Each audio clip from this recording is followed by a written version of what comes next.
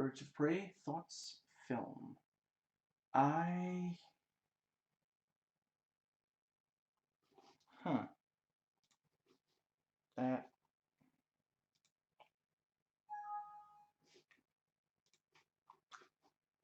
I can fix that. I am just about... Okay, that should be it. Right, so this video contains spoilers, including probably for other DCEU movies and quite possibly the Nolan Batman trilogy. But that's going to be it. Not spoiling any other movies. Yeah, just briefly, I'm going to get into a bunch of explanations about what the video is like. But first, I'm just briefly going to say I understand why not everybody loves the full title. Birds of Prey and the Fantabulous Emancipation of One Harley Quinn.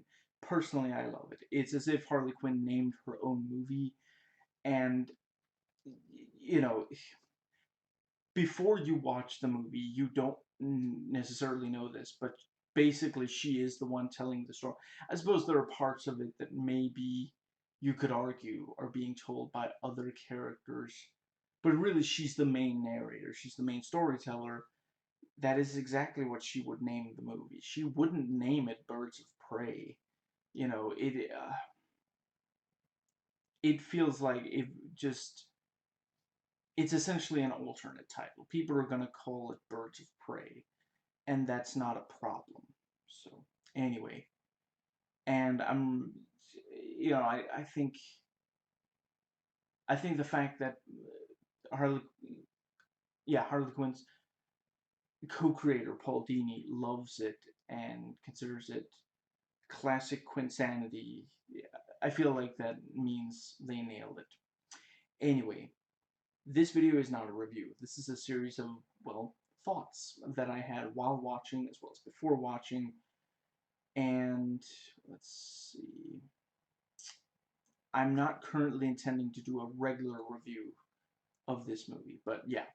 The thoughts that I had while watching are in chronological order, and then, there's another section for the thoughts I had before, and I'm most likely still... There's a chance I'm skipping it this time, but usually I do a third section where I go over the stuff I got from websites. Rotten Tomatoes, Metacritic, IMDb, and Wikipedia. Okay, and let's see. Yeah, I'm not sure. I'm not certain if I'm going to be criticizing the violence and gore in the movie, but just in case I do, I just want to say I don't have a problem with violence and gore in general. The Thing is one of my favorite horror movies and movies in general. I also love Cronenberg's The Fly. I also don't have a problem with film sexuality, nudity, disturbing, and upsetting material in general. Monster is one of my favorite movies. And let's see. So, my own quote-unquote film critic rating for this is an 8 out of 10, and my personal rating is a 9 out of 10. So, let's see. Yes.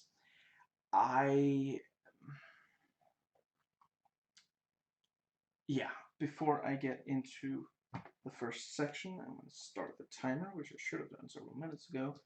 I'm just going to real quick check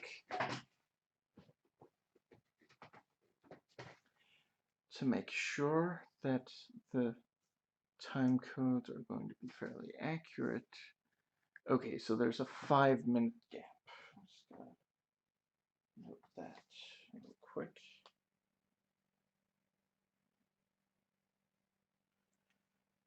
And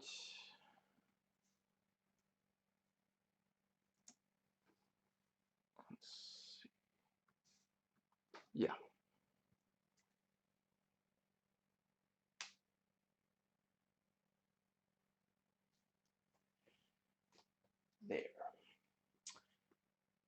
So there was something, but what was it? Right.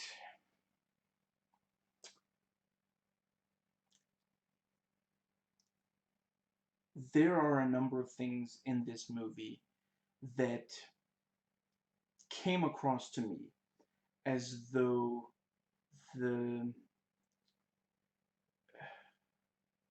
yeah, you know what, before I get into it, because this is, yeah, I'm a feminist. So anything I say in this video where I'm saying, you know, if I'm saying this is probably what it's like for a lot of women, I mean that as a, I'm glad that the movie depicts something that is, you know, and some of the time in this movie it's negative experiences for women, but other times it's positive experiences. So I just want to make sure that that's clear, because this is obviously a movie that some people are going to hate it just because of the feminism of it, and it really isn't. I didn't. I don't think this is particularly aggressively feminist of a movie. They probably are worried that people are gonna be upset about that. I love aggressively feminist movies, but this, yeah, I don't think that this really is, like, this could have gone a lot further. It's aggressive in other ways. I think they probably, yeah, it's more likely there are people who like the movie as it is now who wouldn't if it was aggressively feminist, sadly.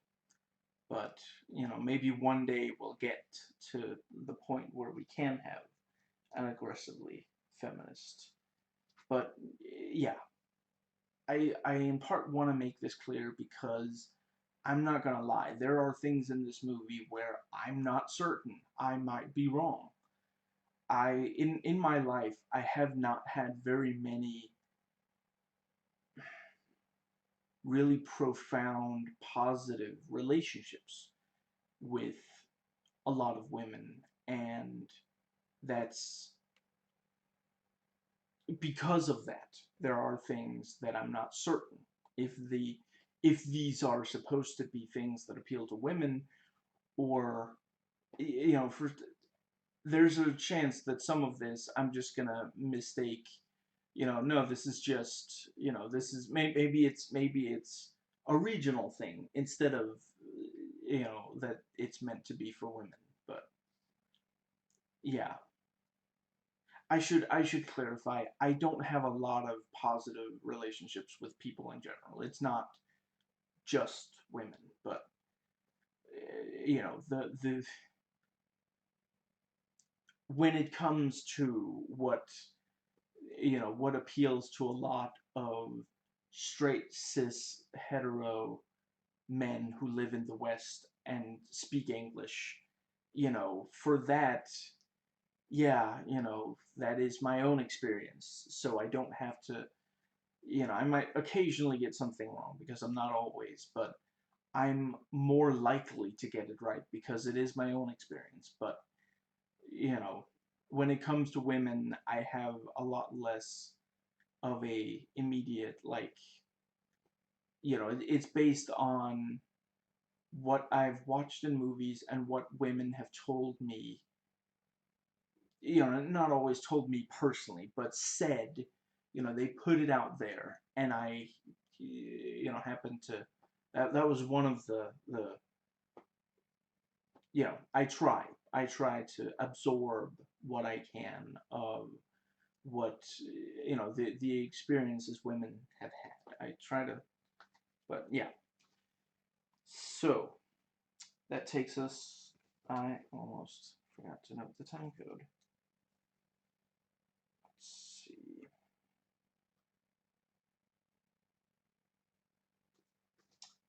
that takes us to the first section, notes taken while watching. So, see, the MCU movies,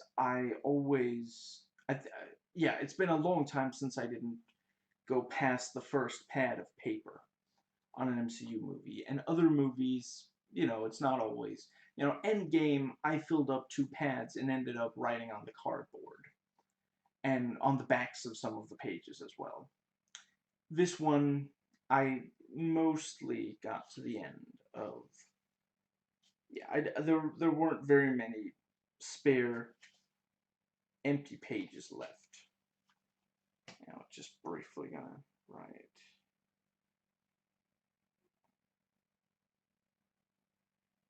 Let's see.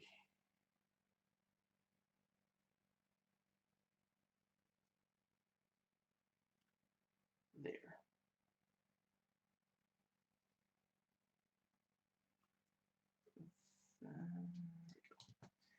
Yeah. So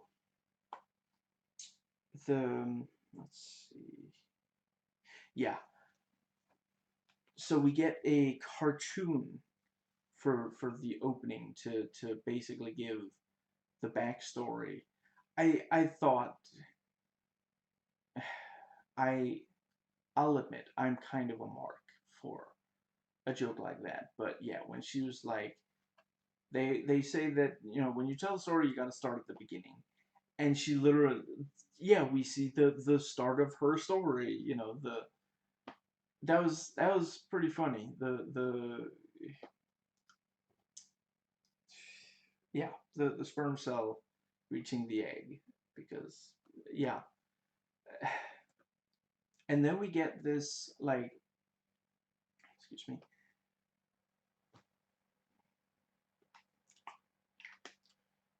we see her when she's younger, as a child, and she keeps trying to get positive attention from her father, and he keeps kicking her out. I'll I honestly haven't read a lot of when it comes to Harley Quinn. I read the Suicide Squad books that she's in.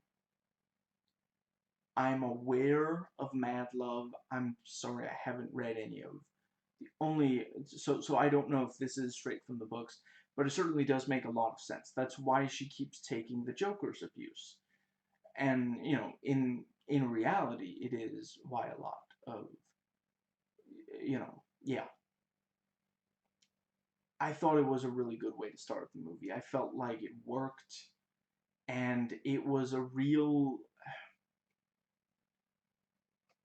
the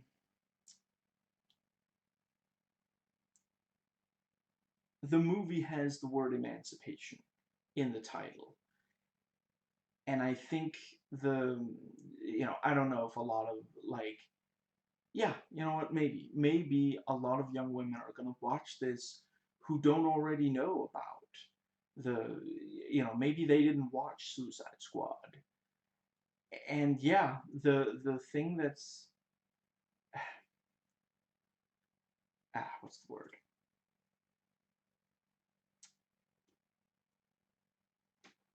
Give me a second. I almost got it.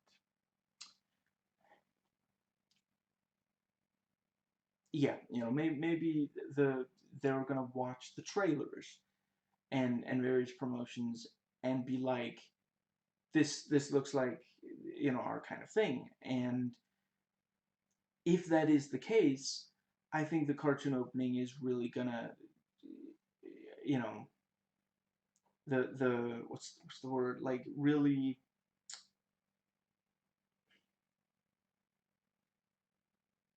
just like get right what is, you know, yeah. A lot of young women have had the experience, and yes, I do appreciate the irony in sitting here as a man and telling. I'm I swear I'm not trying to mansplain. I'm just trying to, you know, my opinion is not more valid than, obviously, actual young women who've had these experiences. I'm not trying to tell you what experiences you've had. This is more like sometimes, sadly, men have an easier time listening to other men than listening to women, even when what is being discussed are the experiences of women.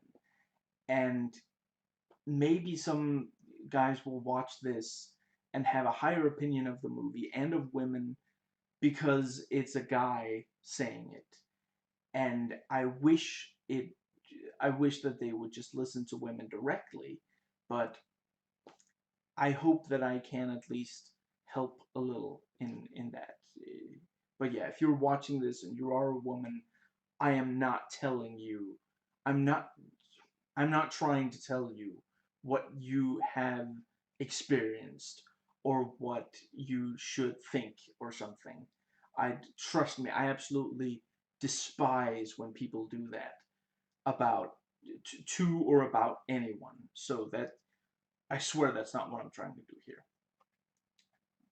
But yes, the as you know, basically, yeah, a lot of women feel like they have to, you know, earn the approval of men, and for a lot of them, it does start with their father, and yeah, that is one. Harley Quinn appeals to a lot of different people for a lot of different reasons, and yeah, one of them is the this thing of just, you know yeah, young women can relate to her desire to, like, for the man she's with to, to think higher, to think more highly of her than he does, and yeah, I feel like, yeah, you can go into this without having watched Suicide Squad. You can go into this movie without knowing anything about who Harley Quinn is. It does completely, you know, yeah. And I don't know, maybe it's just me. I thought it was kind of interesting that for Harley herself, it's only at first, but for the Joker, it's consistent. That's not what Jared Leto's Joker looks like. That's the classic Joker.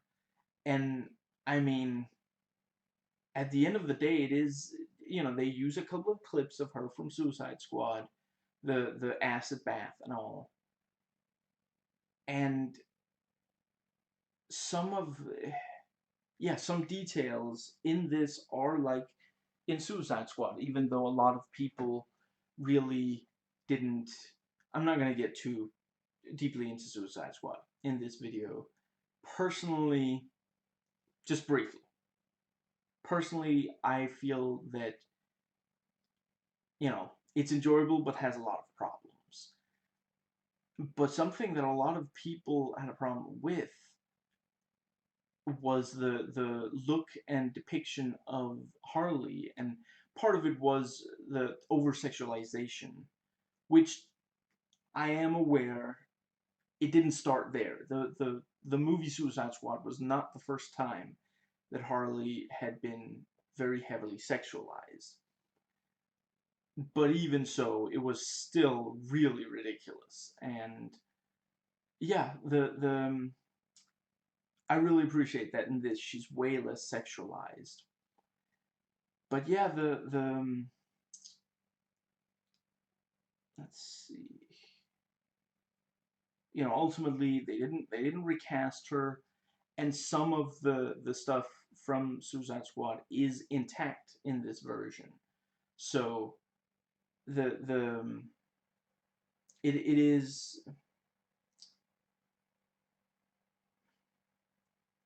the movie kind of both wants to get away from the Suicide Squad stuff, a lot of that, and has this sort of, what's the word?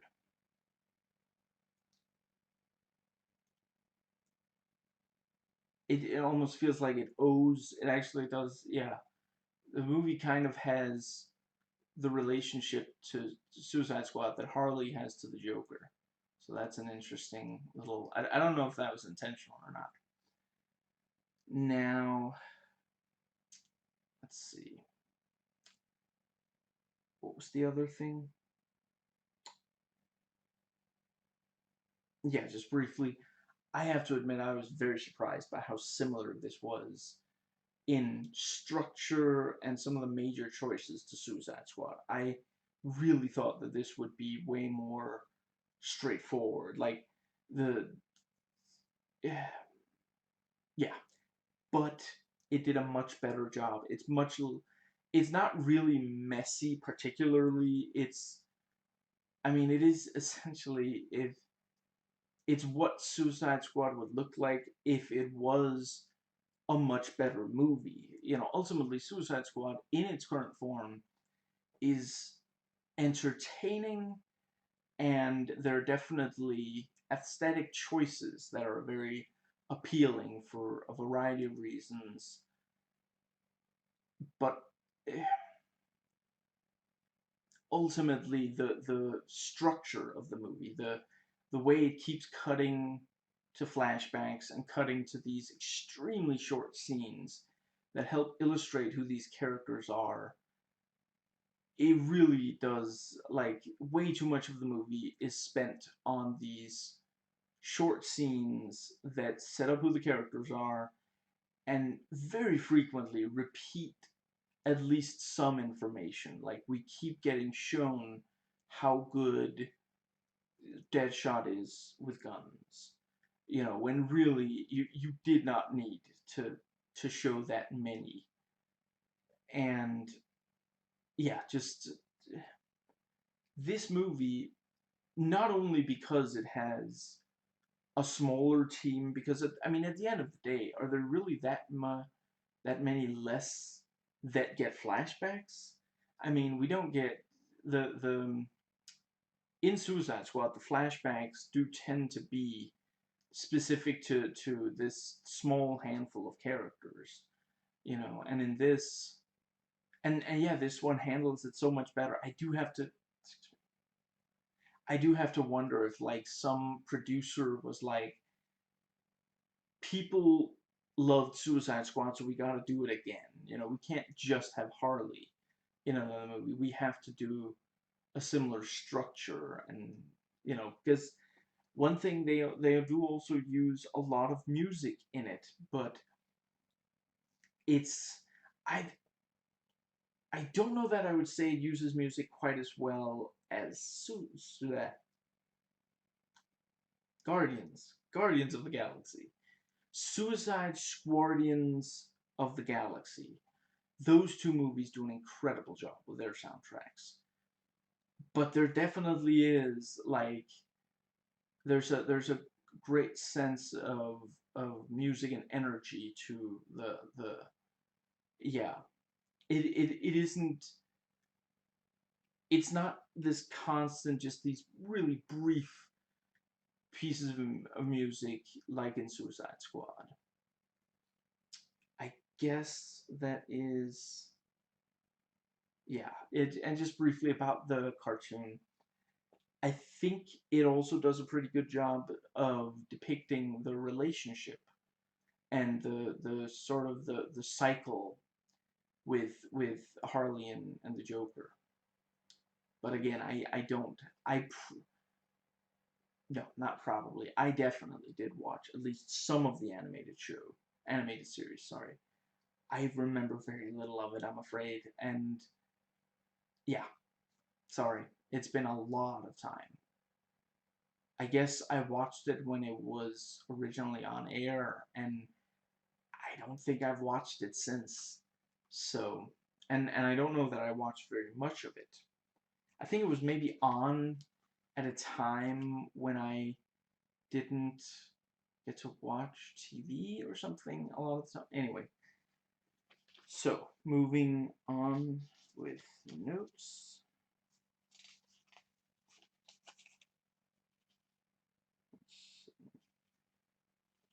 I was very happy to see that the hyena I thought that was gonna be like something that happened kind of late in the movie, but it happens in the first, like, very, very early in the movie, maybe first 10 minutes or something.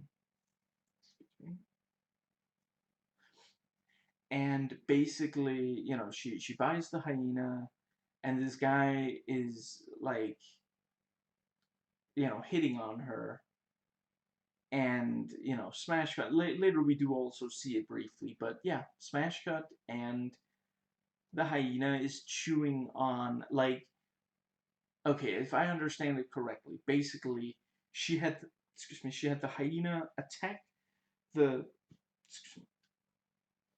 the pet store em- employee, yeah, and bite his one of his legs off, and then she brought the it yeah the and later it's eating of his leg in her home, and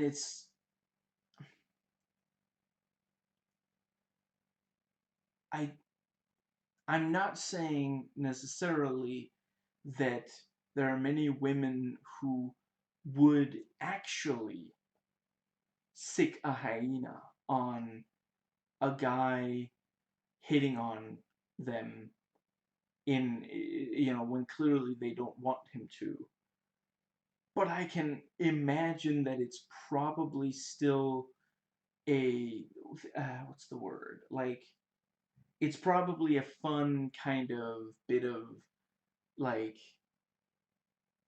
power fantasy, I guess, is the I mean, honestly, guys, we have so many power fantasies in movies and video games and such. I think girls are entitled to some as well. I think I yeah, I think it's not that there are necessarily very many women who would do it, but there are maybe women who the next time it happens, like, they're gonna close their eyes and count to 10, and maybe the image of imagining the guy being attacked by a hyena will just pop in there, or something like that. I just yeah, that is something that's very clear from this movie. Harley is not a role model. You do not want to live the way Harley does. There are a few things, but mostly, like, what you can take the the energy and passion, creativity, smarts.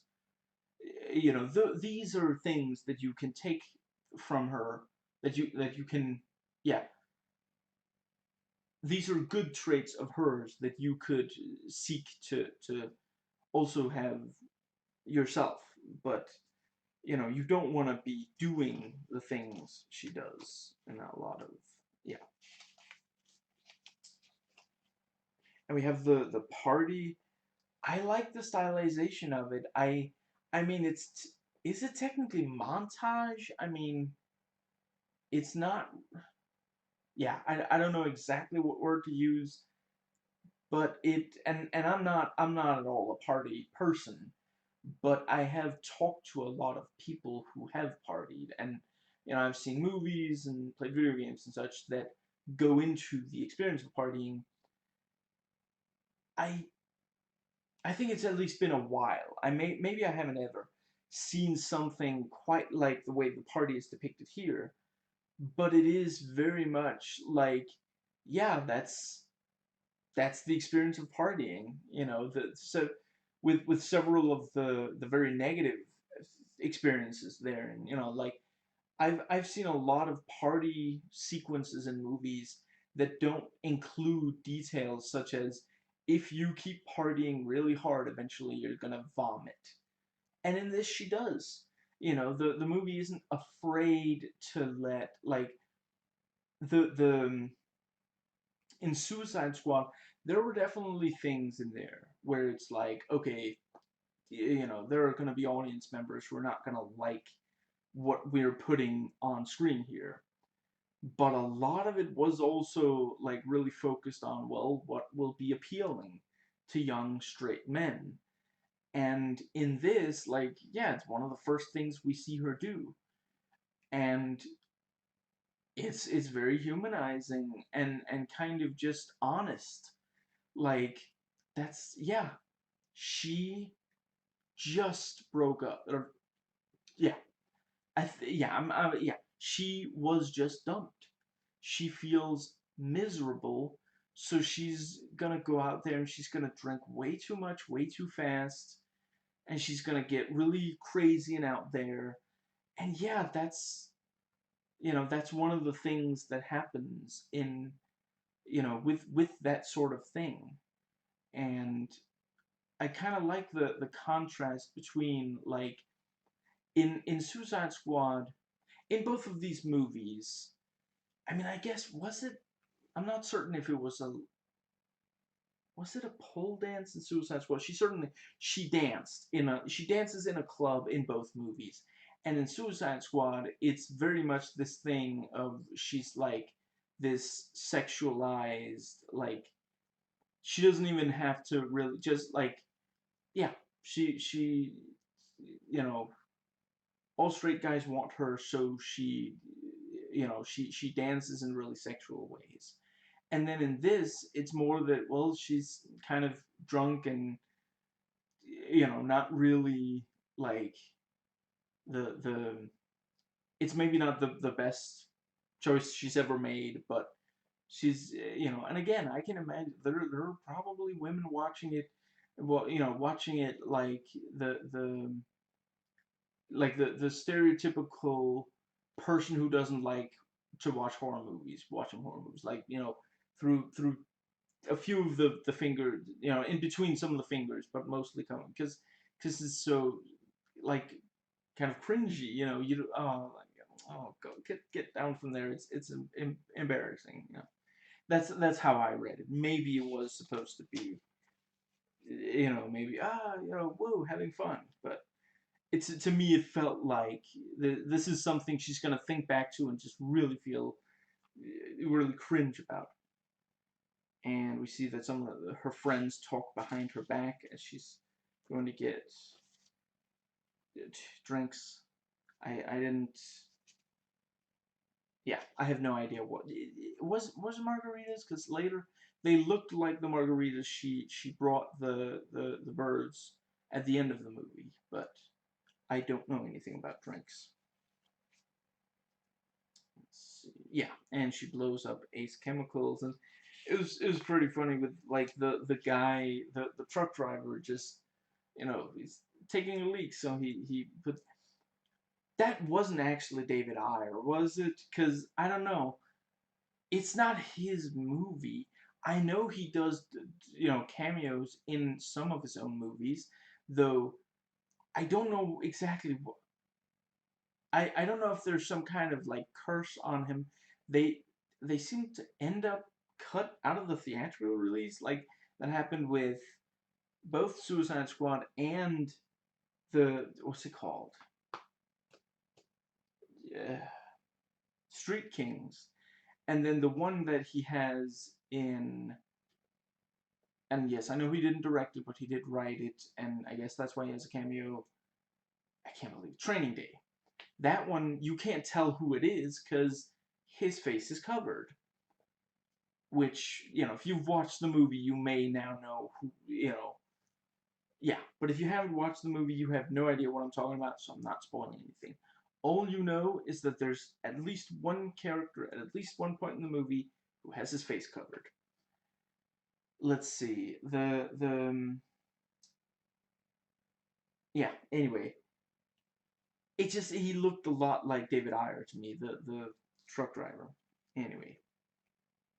Yeah, and we have the Renee Montoya, and we have the scene of mansplaining. I thought they did a really good job of it. It really didn't. It didn't feel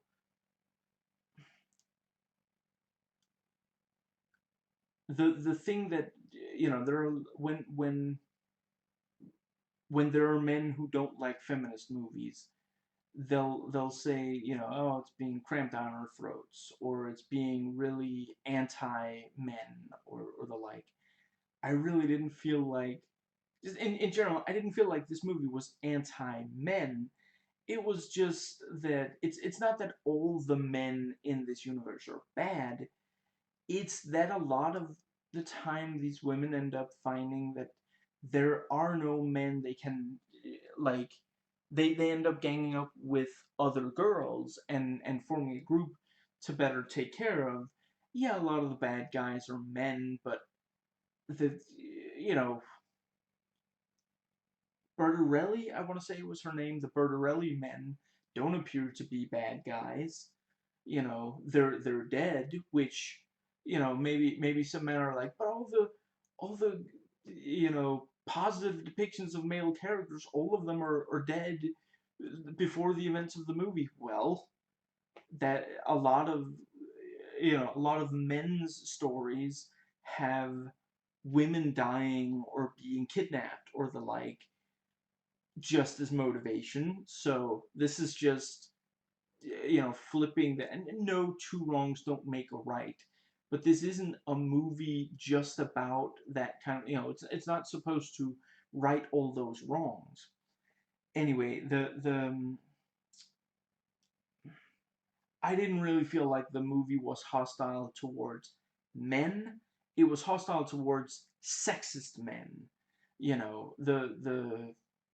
The cops that Harley shoots, for example, I didn't feel like the movie was saying, "Oh, those are all," and it could have. Think about how easy it would have been to, when doing those scenes, just have them say misogynistic things to her, and there you go. Now suddenly all of them are loathsome, but they're not. They're just regular cops. But yeah, the male cop mansplaining to Montoya, like, clearly she's onto something. Like, what she's saying makes sense. It's not like it doesn't make sense, but because she has a point of view and he doesn't share her point of view, then the fact that she's a woman means that he can't take her point of view seriously. And again, I'm not saying that's for all men. I'm saying that kind of man can't handle that. He can't imagine, like, everything she's saying makes sense, and he's like, well, what about, well, she's getting to, like, there's no, it's not like there's some big, you know, the the audience, because we see the actual attack, we see when Crossbow Killer? Huntress. Sorry, that was a hilarious running gag that everyone calls her Crossbow Killer, and she's like, people call me, people call me, people call me. And just and then near the end they're stepping on her lines.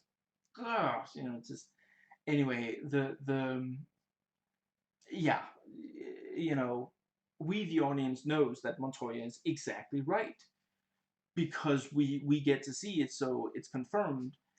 And yeah, the guy cop can't see that, but if he just listened to her, that's all. He just has to listen to her. She's already shown that she's a good cop. It's not like it's her first date. They didn't just meet. He knows that she knows her stuff, and he still can't just. Yeah, I thought it was a really good. I think the movie does a really good job depicting these things without pushing them into, like, just ridiculous. I do think sometimes if a movie, it depends on the movie, but some movies, if they, like, show a situation that sometimes that does happen in real life, but they show it in a very exaggerated way. If that's one of the only things that are exaggerated in the movie, if it's otherwise very realistic, then sometimes I don't even know that I necessarily say it's wrong to do, but it does lead to, people who aren't convinced yet to say, ah, see, they're just exaggerating, you know. And in this movie, it doesn't really, like, some of the circumstance are very unusual, compared to real life, not necessarily to comic books, but it's yeah, I feel like they did a good job of hitting that balance. Yeah, and we see Huntress and the it's I think it's Montoya who says that she's working for Roman, and I have to admit I didn't realize that she wasn't until the end where she says she isn't. But yeah, like the flashback to her family being killed, yeah, those are, excuse me, they're at the end when she explains it, and we briefly see, excuse me, Victor was one of them. The tall guy with the tattoos on his face, that was one, and yeah, so the various, yeah. Anyway, and yeah, we meet Roman, and this is a very tense scene, and the slicing off of the faces was really nasty, and I know a little bit about Victor Zaz. I have to admit, most of what I know about him comes from Arkham City, but as far as I understand, the depiction there is very true to the comics. So I was surprised to see, the moment I saw the trailers, and like, Victor Zaz is like a right hand man to a mob boss, but again, maybe it's in the comics and I just don't. But what I'm used to him as is basically a serial killer who every time he kills someone cuts a tally mark onto his body. Excuse me. And I thought that bringing that in very late in the movie, I felt like it worked. And yeah, and the idea that Roman, because he's obsessed with masks, would have you know Victor cut off people's faces like that. I thought that made sense. It felt like, yeah. And the let's see. I really liked how, excuse me, the way that there's this sort of like Victor understands and knows how to the word isn't control, but like guide, interpret and guide Roman. Like, when Roman says, is she laughing? He either says she's laughing at me or asks, is she laughing at me? And without hesitation, Victor goes, yeah, she's laughing at you, because he knows. I mean, in part, he also gets off on the you know this really ugly behavior.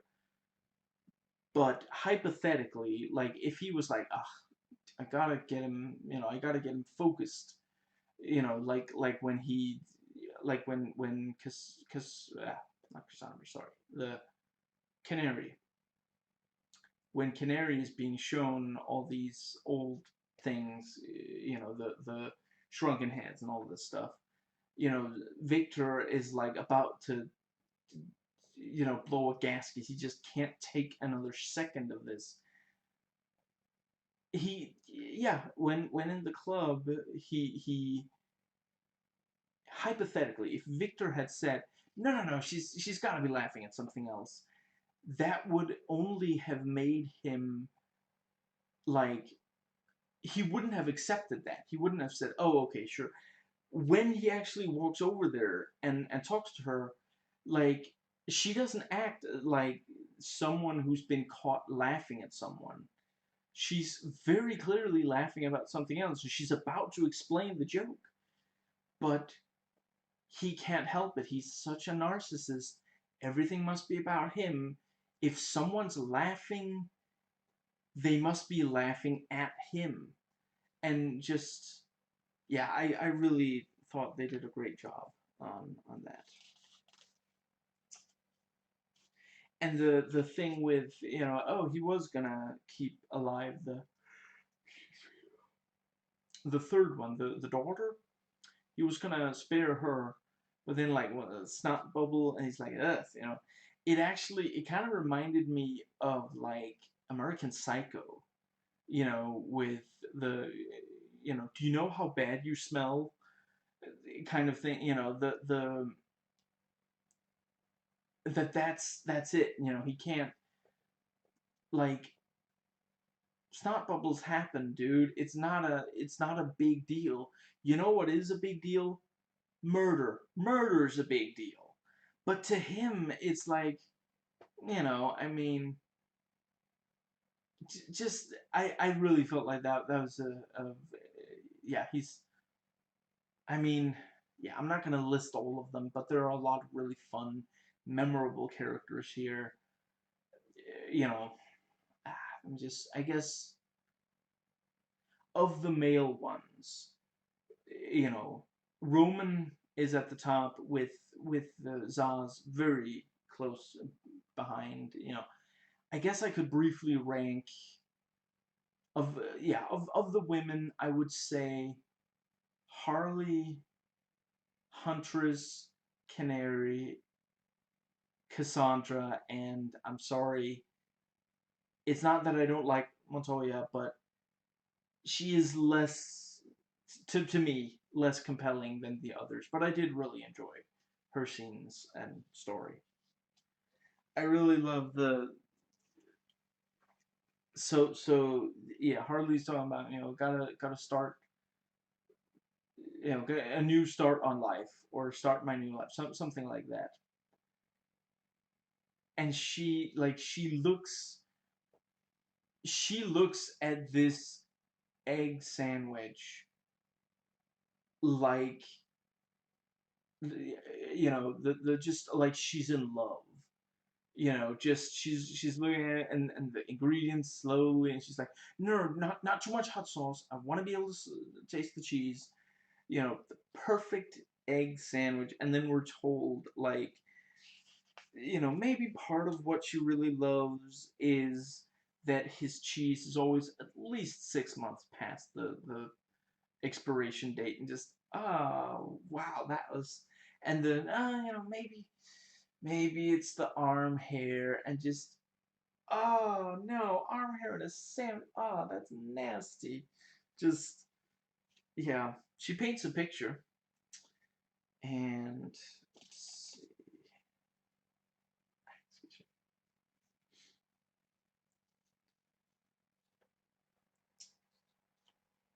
Yeah, and Montoya starts chasing Harley, and yeah, now that people know that Harley isn't with the Joker anymore, and he's not going to either protect her or get revenge for her. Well, she's wronged a lot of people, and they're now coming to get back at her now that they finally believe they can get away with it. And she loses the egg sandwich.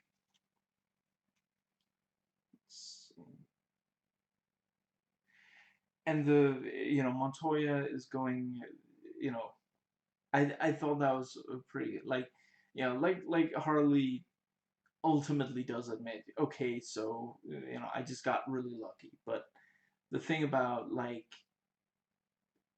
it wasn't completely just stumbled bass backwards into this. No, it was a decent idea to attack the way she does. But Montoya goes in there, and no, smells really bad, of course. And she's like, oh, Cassandra, come, again. And at first, Cassandra doesn't, like, respond with a wisecrack. So Montoya goes up and, like, what, no comeback? And like a second or two after that, she does give comeback. But just very briefly there, like, again, it's possible I'm wrong. I don't think I'm wrong. She actually kind of was maybe a little worried. Like, is Cassandra, is she okay? She always has a comeback. Like, I've seen her 12 times just this month. She always has a comeback. If she's not being a wise ass,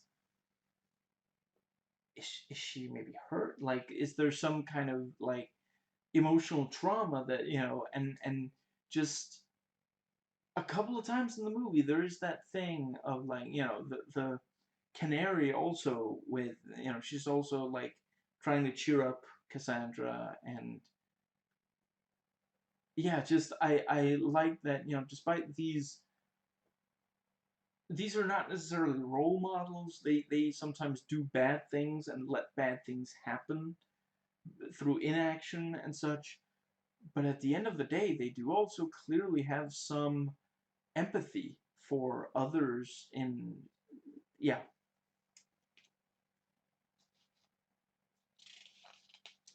I haven't decided yet if I'm going to be swearing in this video. I guess I probably am. In quoting and possibly others. Yeah. The that was pretty fun. Yeah. So she's got, she had the because of the trash, she smells really bad. So she has, and she goes, like, says, "Is there any, like, do we have any clothes that I could change into in, like, was it the evidence lockup or something?" And cut, and the next time we see her, she's got this t-shirt on that says, "I shaved my balls for this." And it's just, yeah, that's just that's really funny. Just,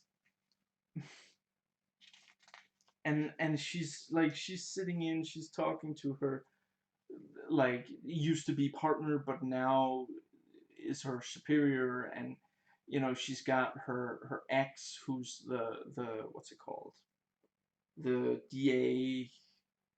What was it? She wasn't the actual DA, right? She was like the inter.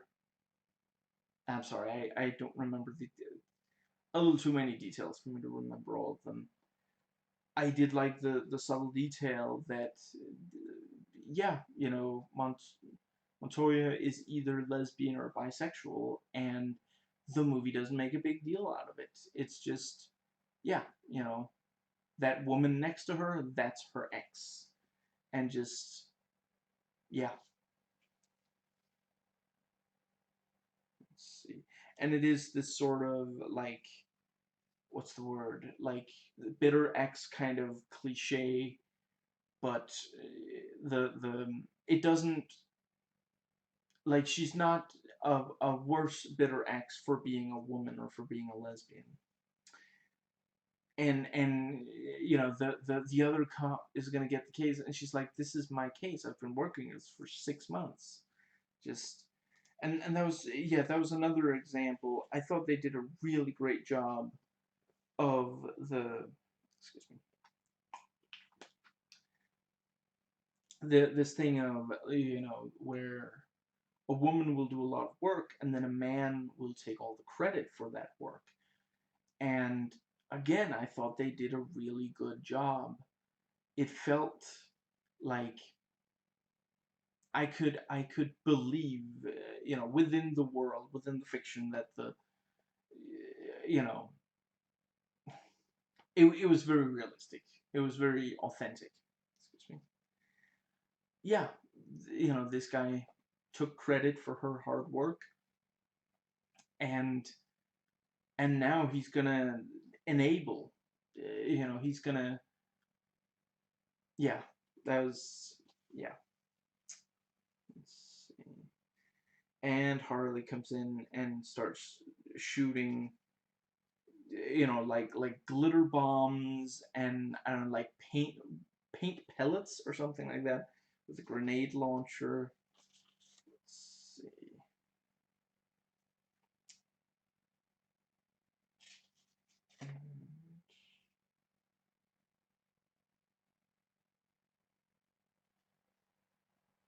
yeah, and we have the you know what's the word, the Black Canary singing this cover of James Brown's sorry, This Is a Man's World. I want that cover. That was an excellent cover, and she did such an incredible. Was that the actress actually singing? If that really was the actress singing, then I seriously you know what, even if it wasn't, that was perfect casting. It's been a I the first time I read about Black Canary was many years ago, and yeah, this is what I hoped would be. Maybe some of the details of like backstory and such are different, but this is I was very satisfied with, the moment that we started hearing that she was gonna be in the movie. I was like, that better do it right, because this is, she's such a badass. She's such a compelling character, and yeah, I was super happy with the yeah. I really, her entire rendition of that song was so good. And Roman hates his own family and says, they're so fake, and we get this glimpse into, if you know the comics, you know that, it's he goes beyond hating his own family. Yeah, I guess I won't give away exactly what he further does in this video. Maybe not. Maybe I will later if I think that it's interesting to talk about. But yeah, I thought they did a good job of, like, he doesn't do a full like exposition dump talking about what it was with his family. It's just like, clearly it's a sore subject, and again, like, the other guy doesn't say you should be happy about your family. He just says, my group are a family, like, yeah, we're a family outfit. We don't really work with people outside of the family. And he gets upset about that. He doesn't just, you know, because it has to be about him. And to him, family is terrible. So this guy even bringing up family is almost offensive to him. It really just, right now, we have some huge problems because of narcissists who have entirely too much power. And I really appreciate that they made the villain in this movie be a narcissist who, yeah, it's, from what I know of the comic character, it is quite accurate, and yeah, it's accurate to the character. And so yeah, what I'm saying is, what it boils down to is they made the right choice of character, because yeah, he is a narcissist in the comics. And let's see,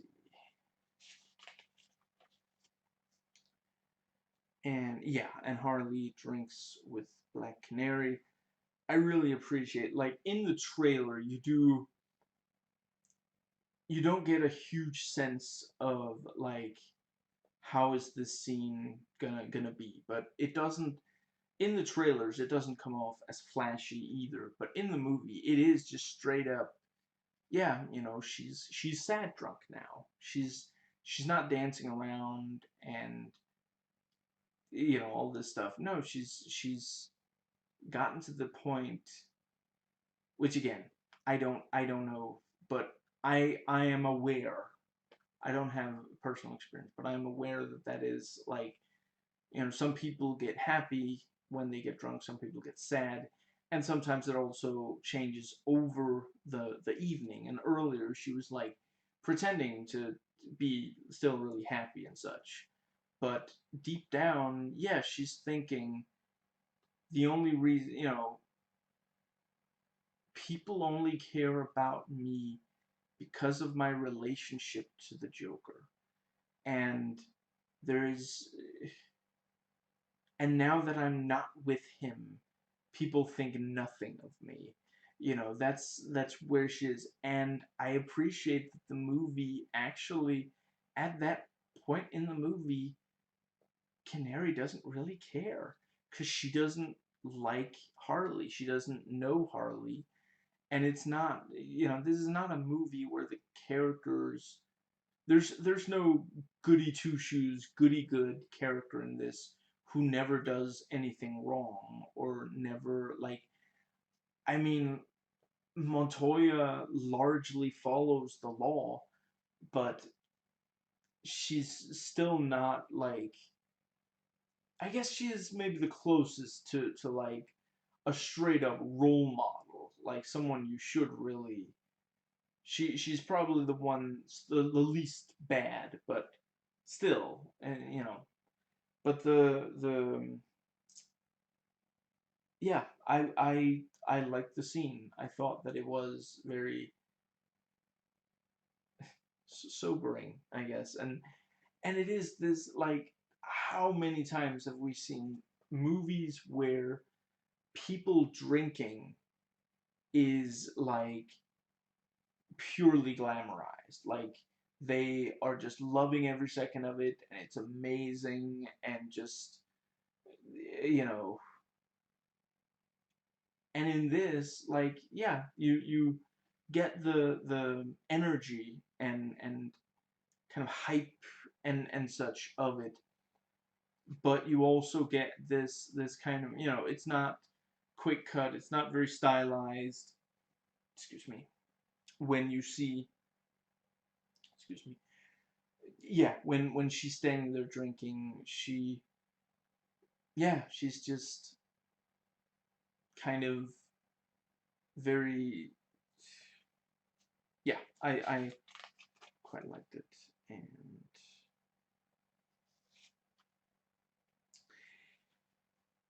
I just a brief.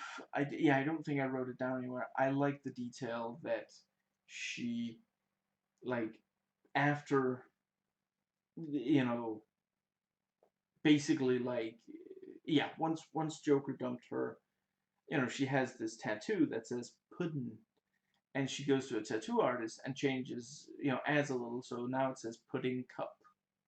I thought that was a nice detail, and that again is like, yeah, people try to like, you get the name tattooed of the person you're with, and then let's see, uh, and yeah, and then after a breakup, you want to get rid of it, and yeah, yeah, and we see Harley really, you know, not being very okay with being alone. And then, Guy gets Harley, gets her really drunk, and it basically looks like a date rape scenario. And the let's see, and at first Canary is just walking past, and it is this thing of like when you see a situation that's, yeah, do you get involved or not? And yeah, for a lot of people it is, we're told by society that we shouldn't go like, we don't want to disturb people who are doing something that isn't affecting us directly.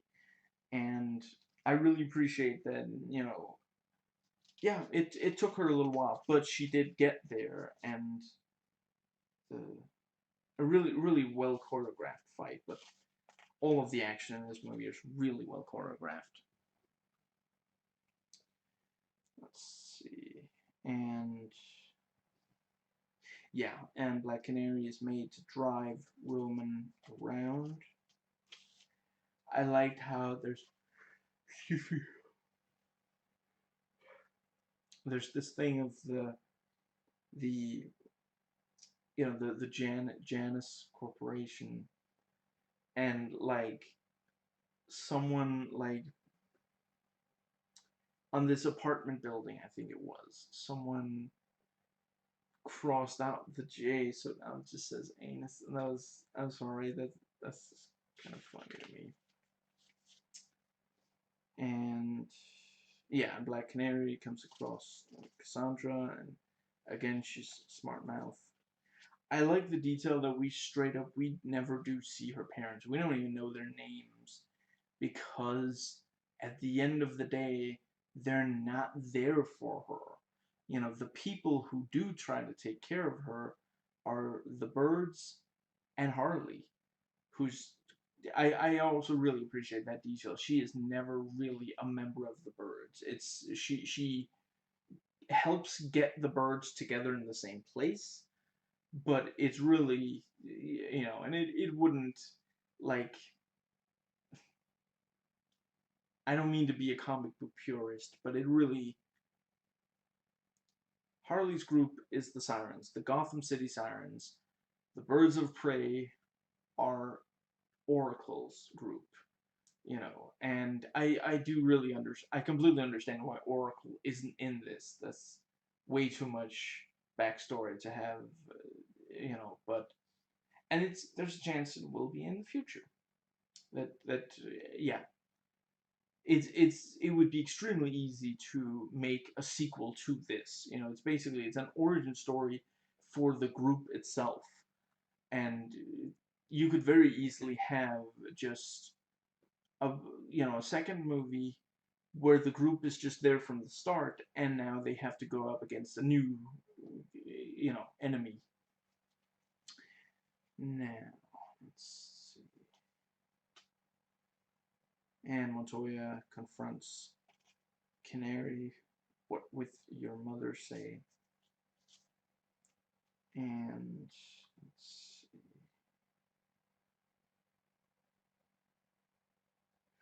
Excuse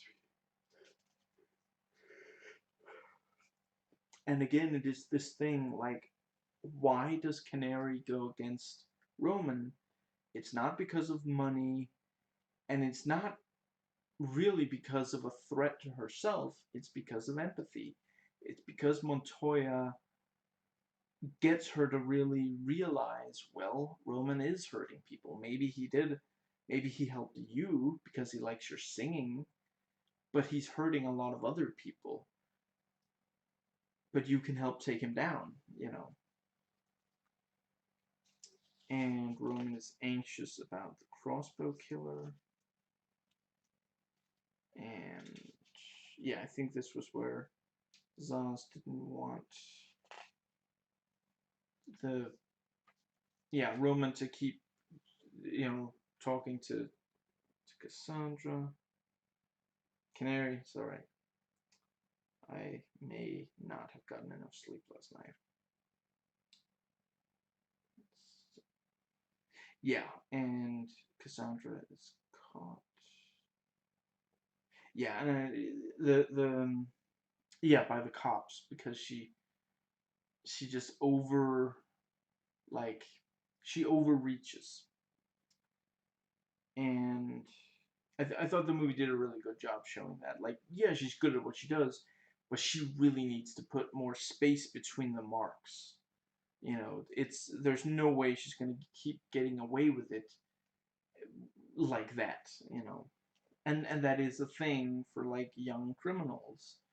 They don't yet know how to space out things like that. And yeah, and Roman, I already mentioned, he's a narcissist. He's very unpredictable, and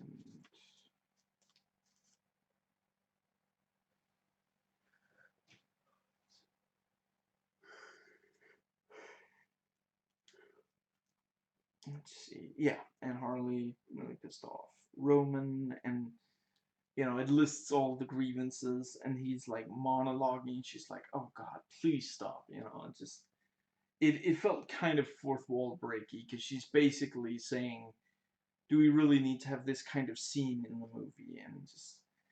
And I'm not, I don't remember all of the grievances, but just let's see how many I can rattle off of the ones for specifically Roman. What is Roman's grievance with Harley? Let's see. She calls him Romy.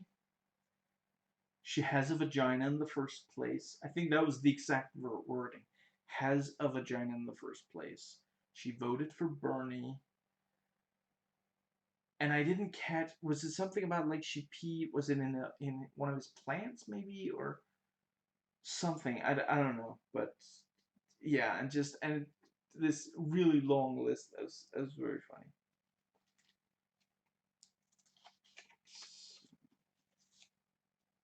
And I like the thing when cross my heart and hope to die. Just yeah.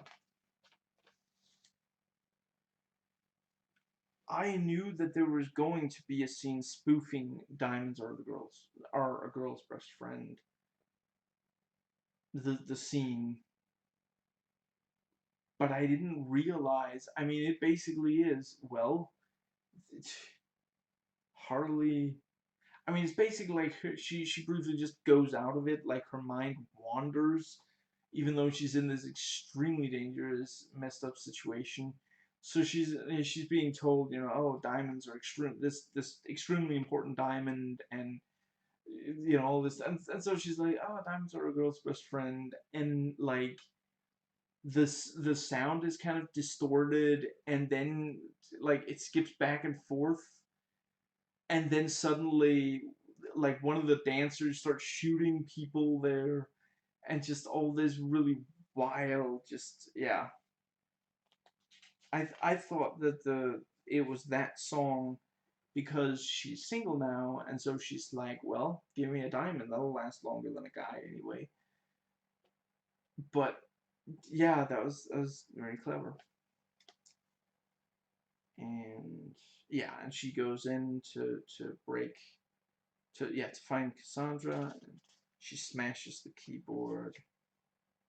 Very entertaining seeing her fighting the cons with the sprinkler on, and her having just run out of ammo for the rocket the sorry grenade launcher. And then they go into the evidence room, and she's throwing stuff at them and hitting them with stuff that she finds on tables. I'm sorry, they teased there was at least one chainsaw. There may have been two chainsaws. I'm not expecting her to dual wield chainsaws, but there was at least one chainsaw on that table. I get that she's more of a bat person, but I do feel like that was maybe don't show a chainsaw like that if you're not going to use it at all. Just like have at least like maybe she grabs it and she starts attacking, and then he like holds up like a rifle or something, and they get and the chainsaw gets stuck in the rifle, so they just throw it away or something. But don't show it and then not even have it revved up. Not even attempt it to be revved up. Not even consider it to be attempted to be revved up. And yeah, and she breaks. Yeah, she breaks both of the legs, and she sets the beard on fire for that one guy.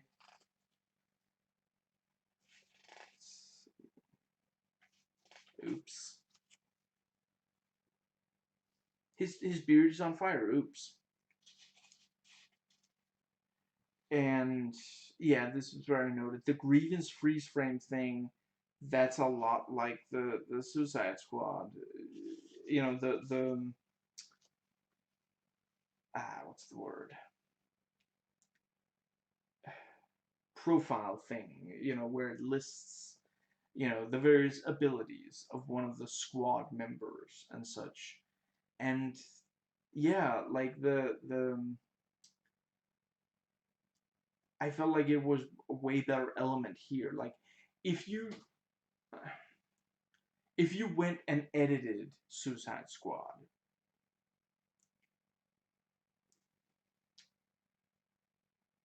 which I really think it would be an excellent idea to do, because it could need some better editing. If you removed the profile title card things for the major characters, or at least limited it to just a few of the core characters, and certainly, like, one of the big things is also just so much of the movie has already happened when the last of those pops up, when we last get introduced to, it really is not necessary to like, if I was reading a comic book and there was a page that just had like the stats there, that would be one thing. But in a movie, excuse me, but with this,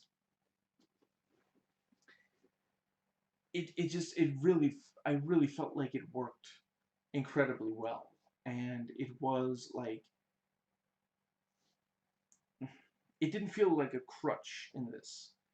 In Suicide Squad, it felt like, well, we've got all this stuff we gotta get. Yeah, what else? How else are we gonna get this conveyed? And to be fair, there is a lot of information that would be very difficult to convey in more. Yeah, and Harley psychoanalyzes Cassandra,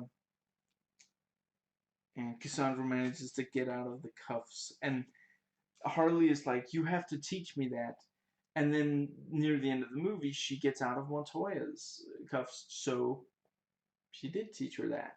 I thought that was a nice little detail that, yeah, if you treat Cassandra well, she will be your friend. She's not like, when she's like a smart aleck at people, that's not because she doesn't want to have a positive, like, give and take relationship with someone. It's just that she's not used to being able to have that. So when she's in a situation where she has trouble. Like, it takes her a little while to get there. And it's very clear that Cassandra looks up to Harley, and Harley can't, she's not completely sure how to deal with that. And it turns out they're stealing from the store because she thinks that it's too expensive, and they run the shopping cart into that one guy. Yikes. And Harley says, Doc is the one person who actually cares about me. And then not long after, we see him betray her. And yeah, and Harley says, oh, this Bruce, I love you. And then she turns to face the stuffed uh, hamster, I want to say.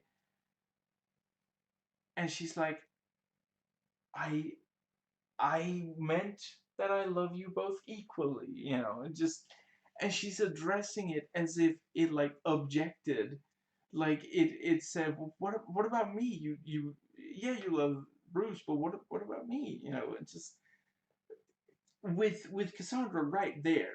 So, like, yeah, and they pour cereal and milk, and they sit there and watch Looney Tunes together, and that again, like, I mean, that's not a gender specific thing, really. That's just a friend thing. But I liked how, like, basically, excuse me, it's basically like a universal experience kind of thing. With, she doesn't have to, like, explain in detail. Just like, okay, cereal, milk, and then they sit there and eat. It's like, both both people know how this works. You pour some cereal in, you pour some milk on the cereal, and there you go.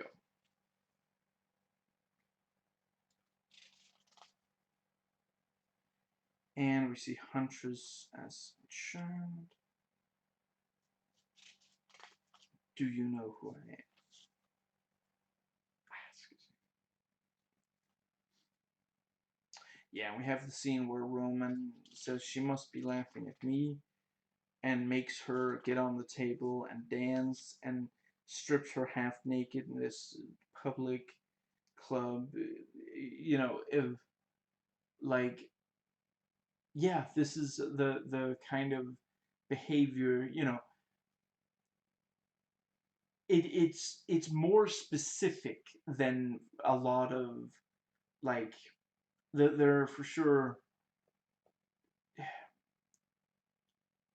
there aren't as many individuals who've had an experience very much like that as, for example, mansplaining. You know, mansplaining is a lot more common, but this is the kind of behavior that sometimes, yeah, you know, he's being a narcissist.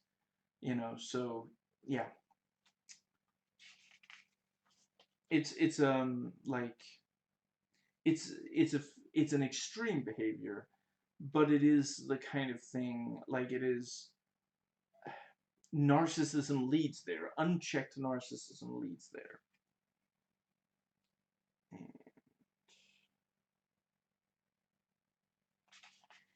And Montoya, you know, ultimately went outside the law, so she has to give up her badge. This is what's the point of it anyway?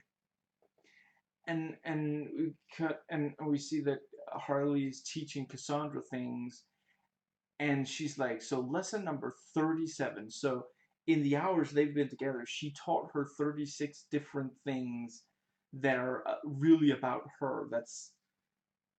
That's legitimately, again, that's sweet. She is like, well, you know, this kid, if she really wants to know, excuse me, you know, these things about me in that could help. Yeah, okay, sure, I'll teach her. And for a while it seems like Bruce the hyena might be dead, but later we do see that it's, yeah, it got away in time. Doc betrays Harley, she's fed up with this world. And so Harley gives up Cassandra. And Victor sees the text message from Montoya to to Canary and realizes what's going on. And Ronan is completely devastated finding that out and puts on the mask, and yeah, is I they're probably not going to bring him back, considering the last thing we, you know, he gets blown up there at the end, which technically now impossible to come back from in, you know, this kind of universe, but it is a little too, I would have liked to see, but then, you know, there are a lot of these where it's like, oh man, if they had kept that character around, we could have seen them do this that they do in the comics. But I was very happy to see him put on the mask, and yeah, it was very, very disturbing looking mask. And we go to the carnival. Very Joker of a setting.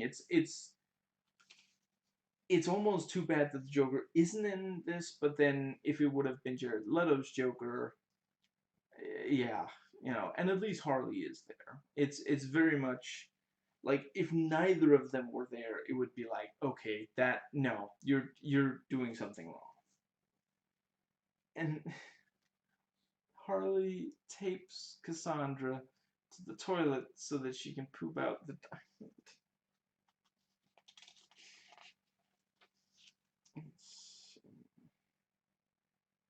And Montoya and Harley fight.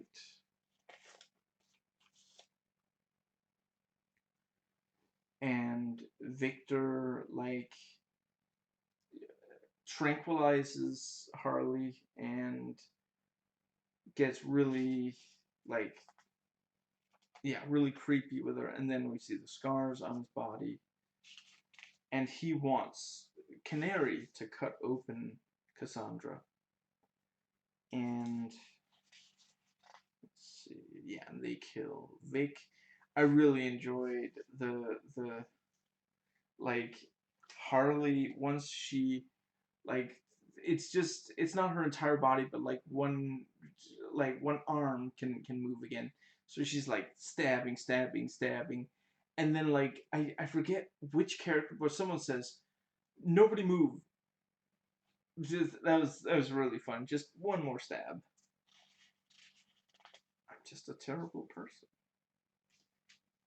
And Huntress, and they keep stepping on her line, and is a cute little Batman parody kind of thing. Like, you know, we've by now seen Batman, you know, introduce himself to some, yeah, someone scared. You know, we've seen that several times, and Huntress basically wants to experience that, but it keeps going wrong, and then they keep stepping on her line, and it's like they call me crossbow. No, they crossbow killer.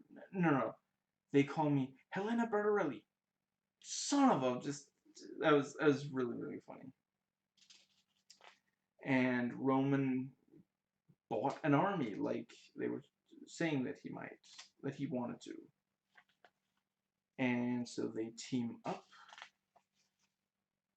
And that's also a thing, like, sometimes you watch a movie like this and it's like, okay, so why they're teaming up because it's in the script, because these are characters that team up in the comics. But here, like, no, if they did not team up, there's no way they would survive all of those guys, you know. And yeah, that made a lot of sense. You know, there might be like 50 people, 50 people there, and excuse me, if all four, you know, if the three birds and Harley together fight, you know, Cassandra herself mostly hides, but you know, that's fair. And I really like, you know, oh, we're gonna need some guns. Well, will, you know, and she like opens the thing, will this suffice?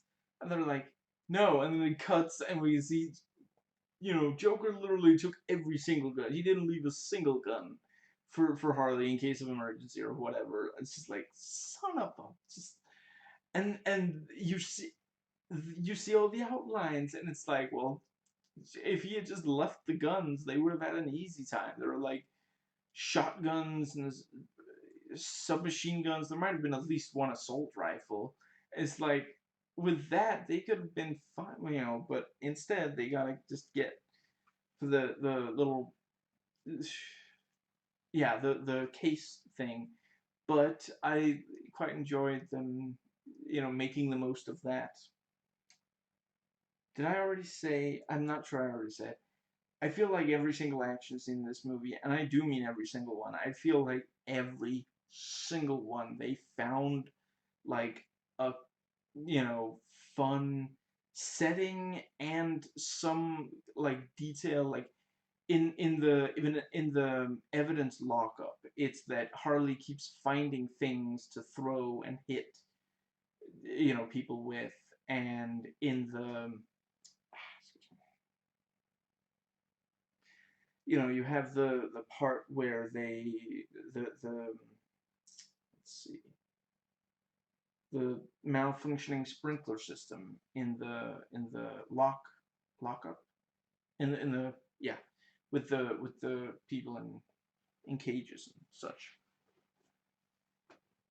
And then, you know, the yeah, you have that brief bit where Harley's being chased by people. You have the thing where Harley and the others inside the like this carnival attraction thing, where like there's stuff that you know, there's like bouncy stuff, and they've got, let's see, did I write that down?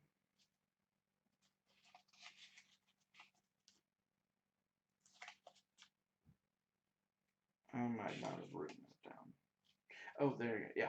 Hall of Mirrors, all these things. And then after that, you have the sort of car chase where Harley is on roller skates and and Huntress gets her, like, helps her catch up to the cars and such with using the motorcycle. Just such clever concepts for all these action scenes. And the bad guys are all in masks. I saw some people criticize the slow motion. It didn't bother me. Yeah, I thought it was perfectly fine. Some of it was good. None of it was like really bad or such. And a very, like, Harley throws the mallet. I'm really glad we see her use that in live action. I wasn't surprised when they gave her a bat in Suicide Squad. Like, in live action, a mallet is a lot harder to, like.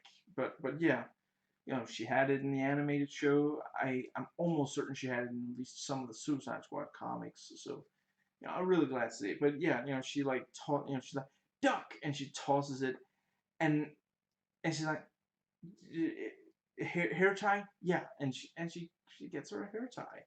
And again, it's like, you know, I've never had long hair. This is an area where if I had ever had long hair, I'm sure I could have really just immediately put myself in that situation. But I do, yeah, I'm sure a lot of women have been in a situation where they're like, oh man, I really need a hair tie. And just asking another young woman, even if it's not necessarily someone that they know super well, but just, do you have like a hair tie? The hair's getting in the way, or so something. Let's see. Yeah, teamwork with them, all of them working together to defend Cassandra. I thought that worked really well, and I think that's somewhere where the Chad Stahelski's, one of the John Wick directors, where his staging of action scenes worked really well. The Yeah, with them having this many, like, this really is how you should do this sort of team up movie. This the camera. Yeah, I never felt like we forgot any of the characters. All of them felt like, well, they have something major to add, and yeah, felt very dynamic.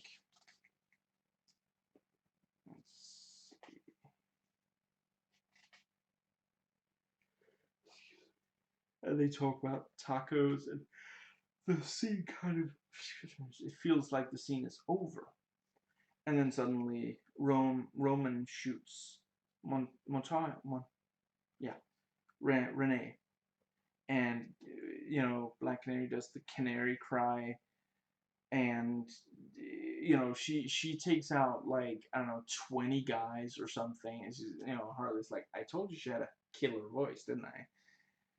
I thought it was a decent idea that it was basically a last resort. Like, we knew that her voice could shatter glass because we saw that early, but we didn't know that if she just went whole hog with it, it could be that effective. In this movie, we didn't know that. But yeah, I again, if they make more movies with this Black Canary, they could have her use it much more. But having her use it just once in this sort of, like, it's because they're out of bullets. And I like how, she does this right in front of, you know they just walked out of this place.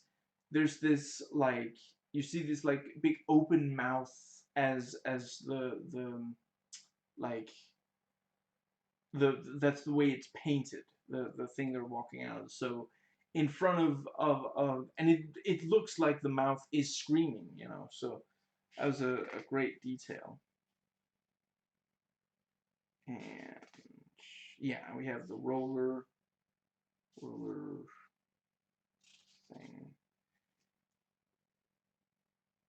and you know, Harley catches up to Roman's car and takes out the driver. You know, at this point, she has cost Roman three drivers in like a week or something. I mean, he's not completely unreasonable in being really pissed off at her. He does need someone else to drive him, clearly.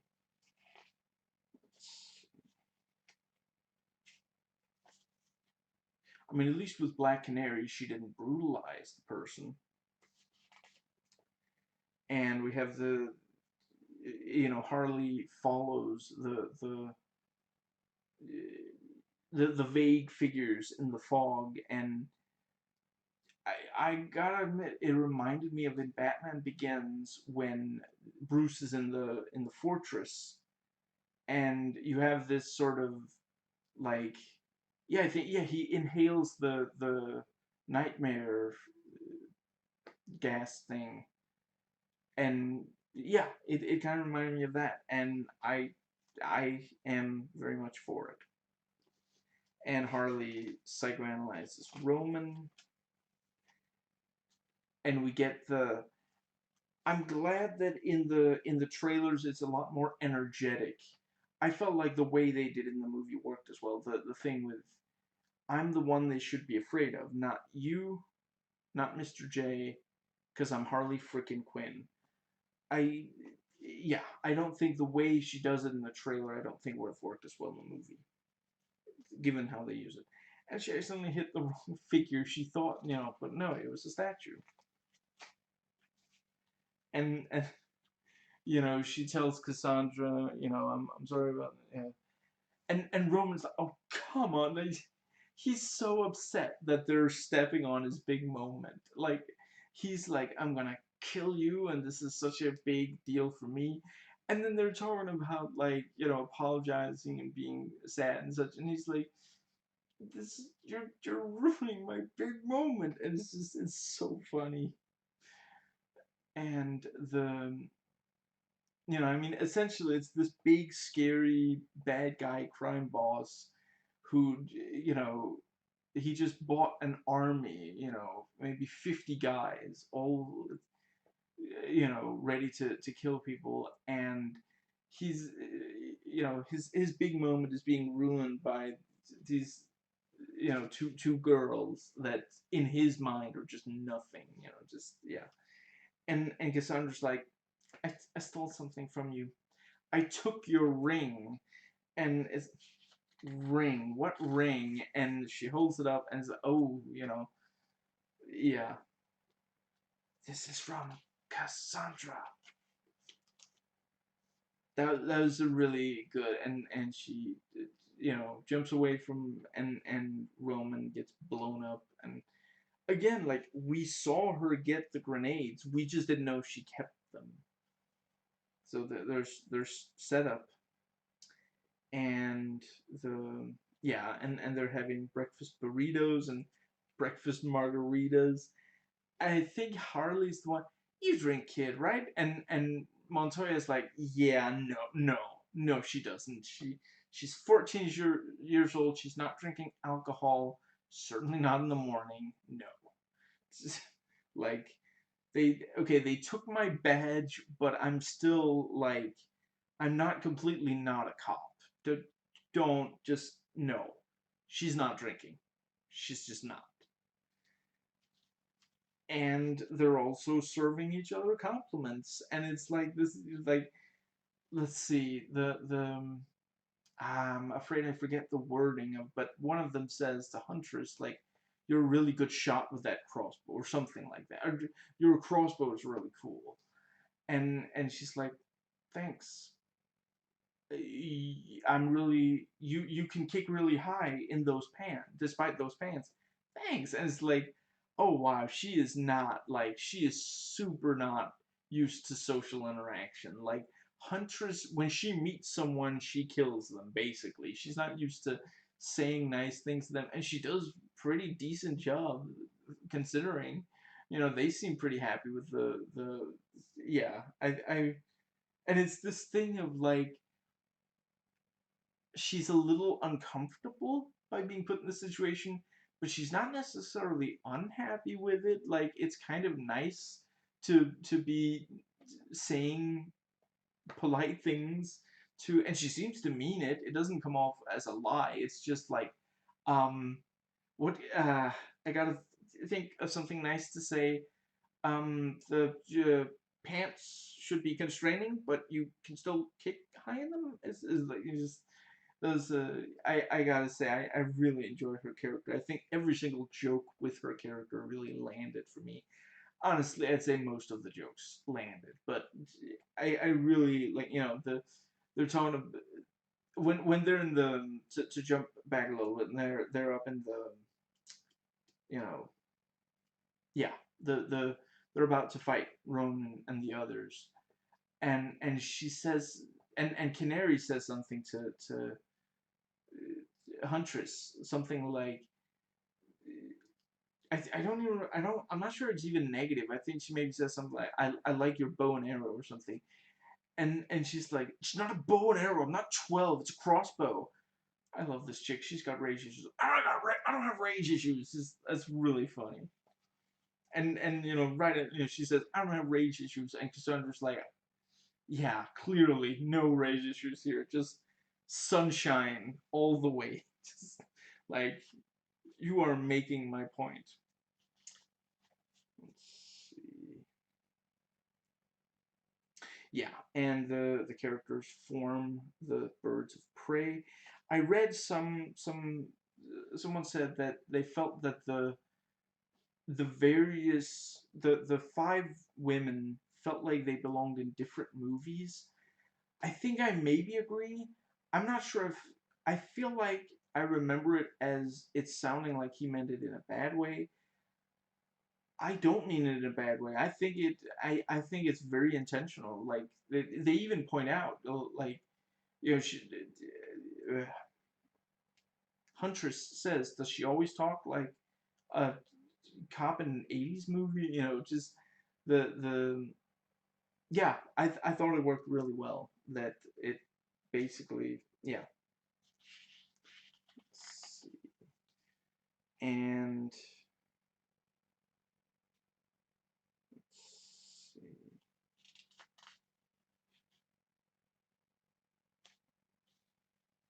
Hmm.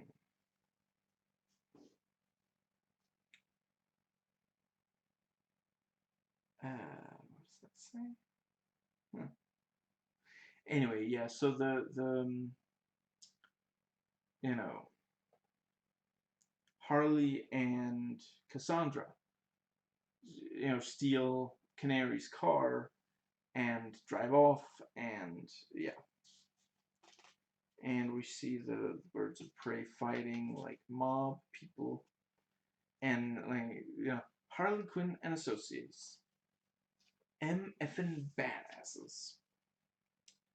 And Harley finally gets her egg sandwich, and she gets one for Cassandra, and both of them just so love getting to eat it. It's like they say they really savor the scent of it, and just, yeah.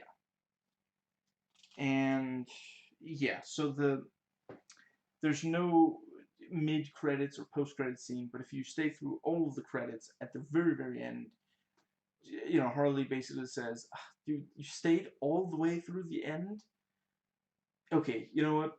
You deserve something for your patience. I have a secret. Batman." And then she, I mean, I guess basically the joke is like, well, they ran out of film or something. The film completely, it was somewhat reminiscent of, Captain America, the let's see, the Spider-Man one with, yeah. I'm not gonna give. Yeah, you either already know what I'm talking about based on that, or you haven't watched the movie, and I'm not gonna be spoiling for you. Okay, so wow, it's getting kind of late. I think I'm gonna see if I can't get at least some of these. So let's see. Okay, notes taken before watching.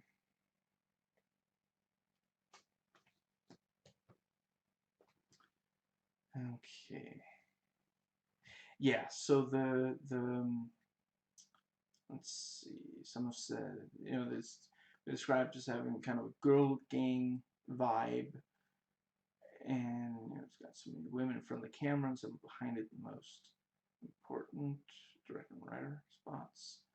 I don't have a lot to more to say than I already said in this video. I felt like they did a really good job with that. I feel like by now we have a lot of movies that we can point to. Thankfully, there still should be more. We still, I hope we keep getting these movies. But by now we have a lot of movies we can point to and say, well, they had women do a thing that men, you know, yeah, women taking up those roles in the major action movie, and it worked really well. Let's see. Okay. I think I'm gonna skip through some. Yeah, I'm gonna try to find the stuff that I for sure want to. Let's see. Yeah, the Wonder Woman, I really love. In some ways, it was still kind of a little bit stuck in the Zack Snyder verse, Zack Snyder's version of the DCEU. Aquaman, Shazam, and now this, you know, Joker, and now this. They give these, they find directors who will make very different movies, and it's really working for them. I'm very. I hope this is what they keep doing with DC, because look, they cannot really compete with the MCU on the MCU's terms. They just can't. But these kind of, I mean, technically existing in the overall universe, connected universe, but really, let's just make a really, really good genre movie that's very different from the others, and just get the character right. They've done incredible at that with these four. The so I really hope they keep doing that. I I don't I don't think it ever really worked that well for them to, whenever they worked really hard to do like a connected universe kind of, like, I'm not going to claim that all of those movies were bad. There are definitely good things about them, but excuse me, the excuse me, a movie like Justice League is one where you really see DC just cannot keep up. They just, like, if Justice League the movie had been on the level of the first Avengers movie, we'd have been like, well, I mean, you're a little bit late, but at least you got there. But it's not. It's the fact that they couldn't, like, and yeah, I've talked about it in enough videos, but what I'm getting at is I really feel like this is the way to go for this. Now, let's see.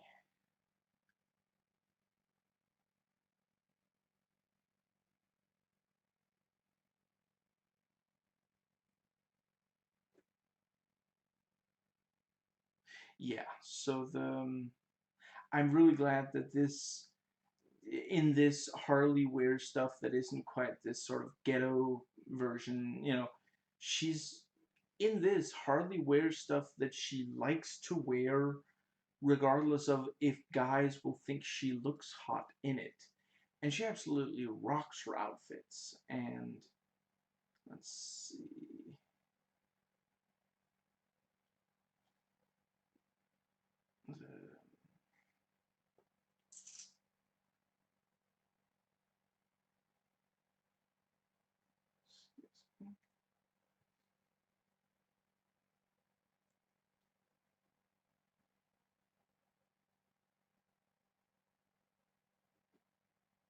Yeah, so this movie is written, produced, directed, and led by women.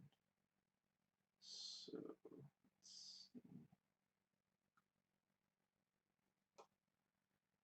and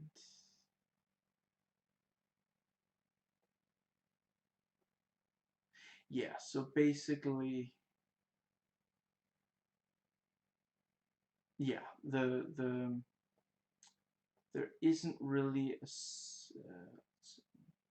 yeah, the movie, it's five women who are good, or at least not villainous, anti-hero maybe, but fighting against two men who are very much villains.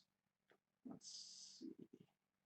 Yeah, and these women, for various reasons, they have very little power, fighting two men who, for the wrong reasons, have a lot of power. Men who explicitly have that power because they are criminals, explicitly use their power to behave in deeply unethical ways. You can understand why they need to be stopped, and clearly the law won't do it. Montoya tries, and it just clearly doesn't work. And let's see, then there was yeah, I guess, yeah, I've already talked about the other. Let's see. And like Suicide Squad, this does a pretty good job of giving strong character moments to the team members, and all of them get to show off their skills and actions. Yeah, it does a really great job of that. Yeah, I can really feel like I think the maybe sugar rush is going back down, and I'm gonna need to sleep in the not too distant future. And Harley uses her acrobatics well, like in Suicide Squad. And excuse me.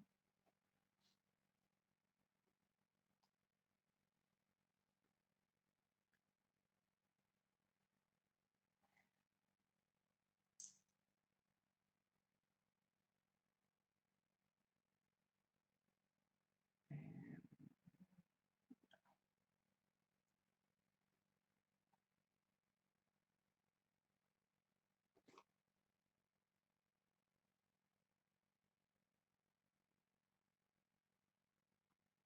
yeah, just briefly, when it comes to Suicide Squad, I'm not saying that David Ayer's cut would be some masterpiece. It would probably be 3 hours long and really meandering. But I like his stuff even at its worst. I haven't watched Bright yet. I do hear that it's absolute worst, but the worst I've seen from him is, I guess, in some ways, Suicide Squad is worse than Sabotage. But okay, so those two. Anyway, I would like to see it just to see what his cut would be like, even if nothing else. There's no way the movie was never going to be that good of a movie. They rushed it into production and made a lot of bad choices. Let's see.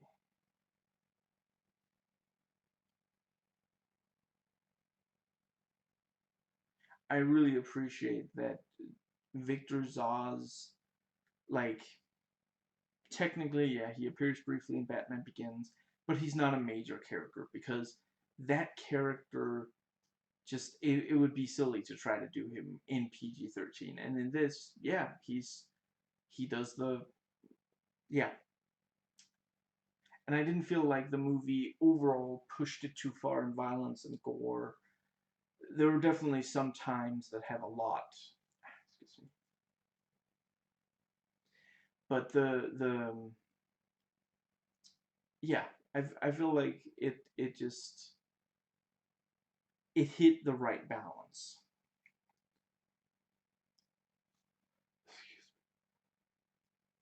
I forget if I've said, but I want to make sure to say it. I didn't feel like this movie was just Deadpool, but with a handful of young women instead of this. You know, instead of Wade and his,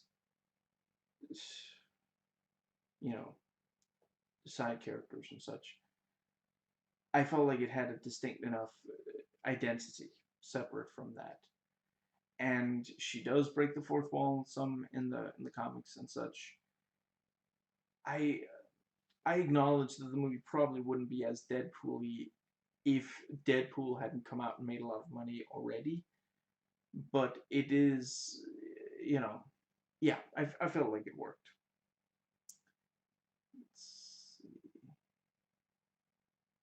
Yeah, and in the trailers we see that the detective was building a case against Black Mask, and gets fired for trying to take him down. So, yeah, I appreciate that the movie does answer the question of why don't they try to take on this criminal in a legal way. Sadly, many criminals are protected by the law, and let's see. This was apparently this was made on a $75 million budget, the least expensive DCU film so far.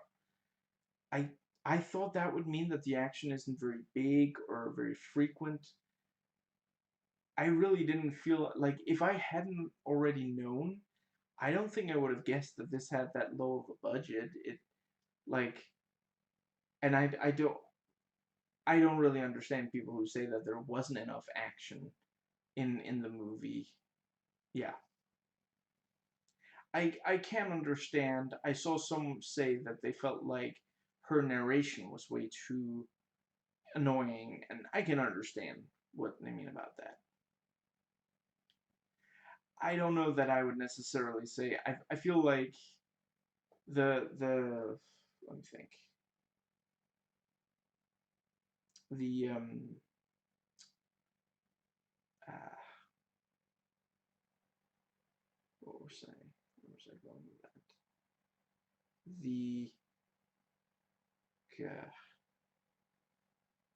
um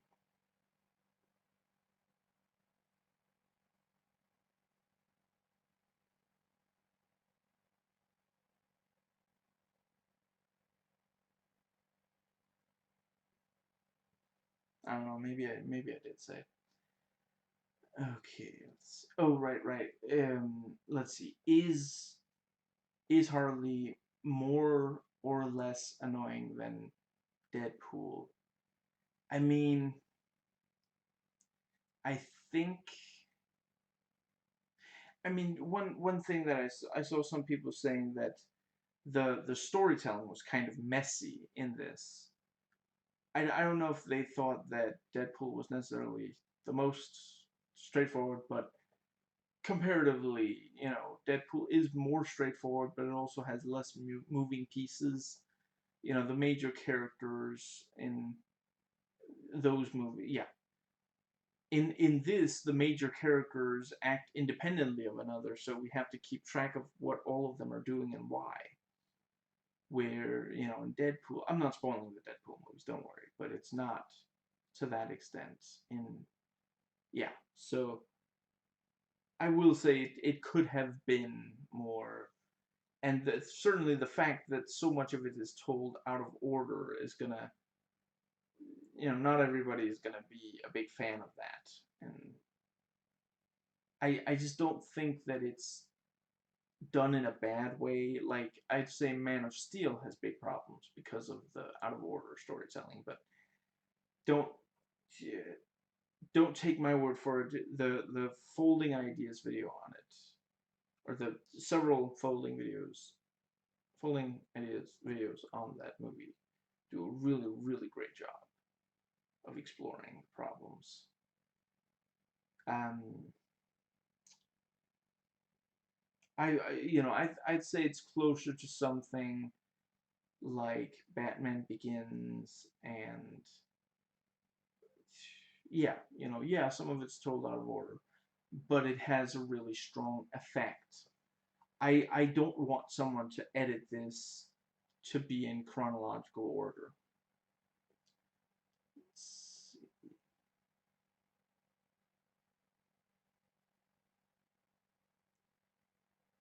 And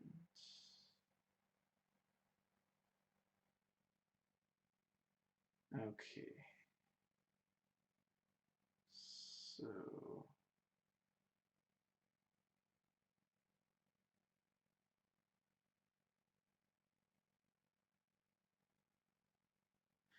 okay. Let's see.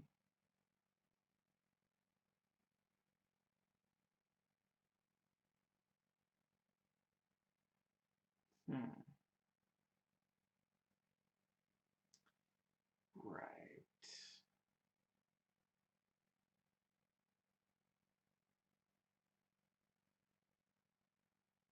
Um, yeah. And you know, Harley, I don't actually know. Yeah, okay, now it is a verb. I don't know if it was before, but now it is a verb. Harley roller derbies in the movie, and near the end, she even uses it, you know, in a fight situation and such. I hear that a lot of young women really love that sport, and right after a breakup, you might do things you didn't do while a couple. I can imagine Joker would hate Harley roller derbying, and yeah, the it is like, yeah, it felt very true to her character. I don't know if she does in the comics, but it really, and just, yeah, I really felt like it was a very,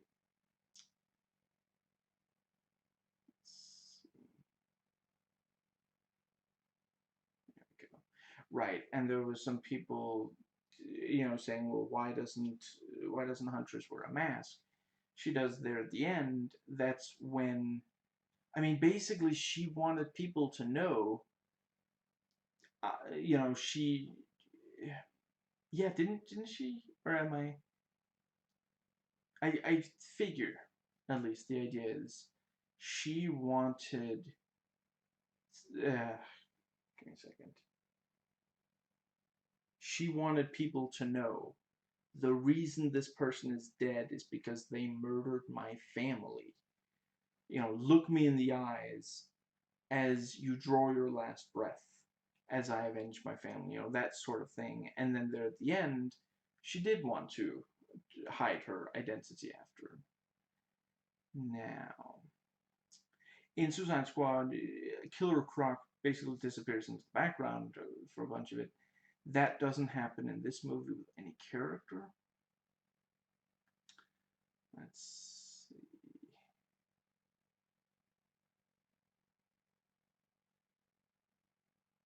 And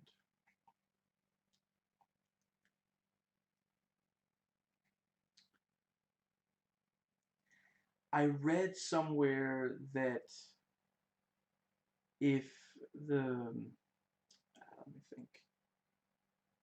I read somewhere that Batman was in the movie. When the movie starts, it's been 2 years since anybody saw Batman, and that helps explain why are the Burrs needed, and why don't they just, go to the roof of Gotham PD, turn on the bat signal, and wait for him to show up, and then say, "Let's work together." Why do they go it on their own? Well, no one's seen him. I feel like that wasn't established well in the movie. I don't think any character in the movie says, "Where's Batman?" And I feel like that's a really big, it's. I think that should have been in there.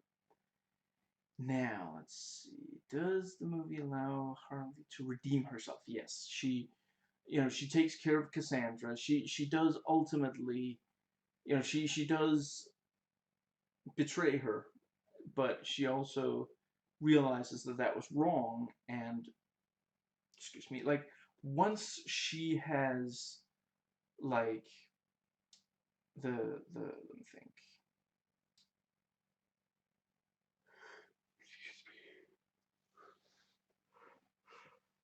She does she does protect her there at the end. Let's see. Yeah, in Suicide Squad, Harley didn't redeem herself. And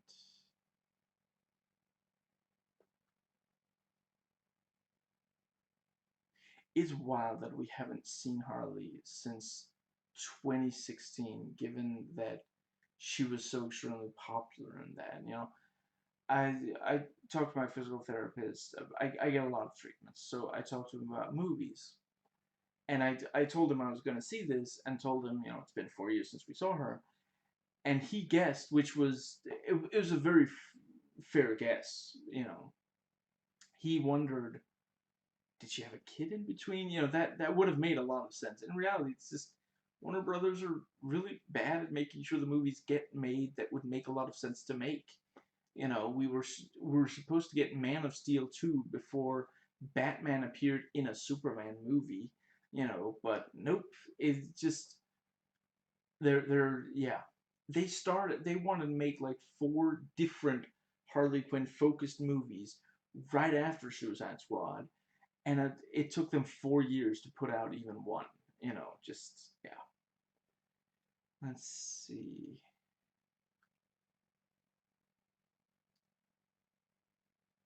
So yeah, some said it's like Rashomon. I'm not sure I would go that far. I mean, a big part of Rashomon is that it's difficult to tell who's telling the truth, which really isn't the case here. Here, it's more that the perspective. Yeah, I don't know. I guess maybe. Anyway, yeah, it does tell the different stories from the different perspectives. Clearly, yeah, clearly several of them, it's what happened to that character based on their perspective. It's not Harley like guessing or yeah. And let's see. Yeah, is this a better movie than the Deadpool movies? I mean, it's difficult to get there. I think that in some ways it's as good or better than the first. I'm not sure that I would necessarily say that the action is quite as good as it is. The second has incredible action. The first one has some as well, but like the second one really, really tough. Like overall, the first one is the better movie, but the second one is faster, more intense. I would say that this one isn't quite as like the jokes don't come quite as fast as Deadpool 2.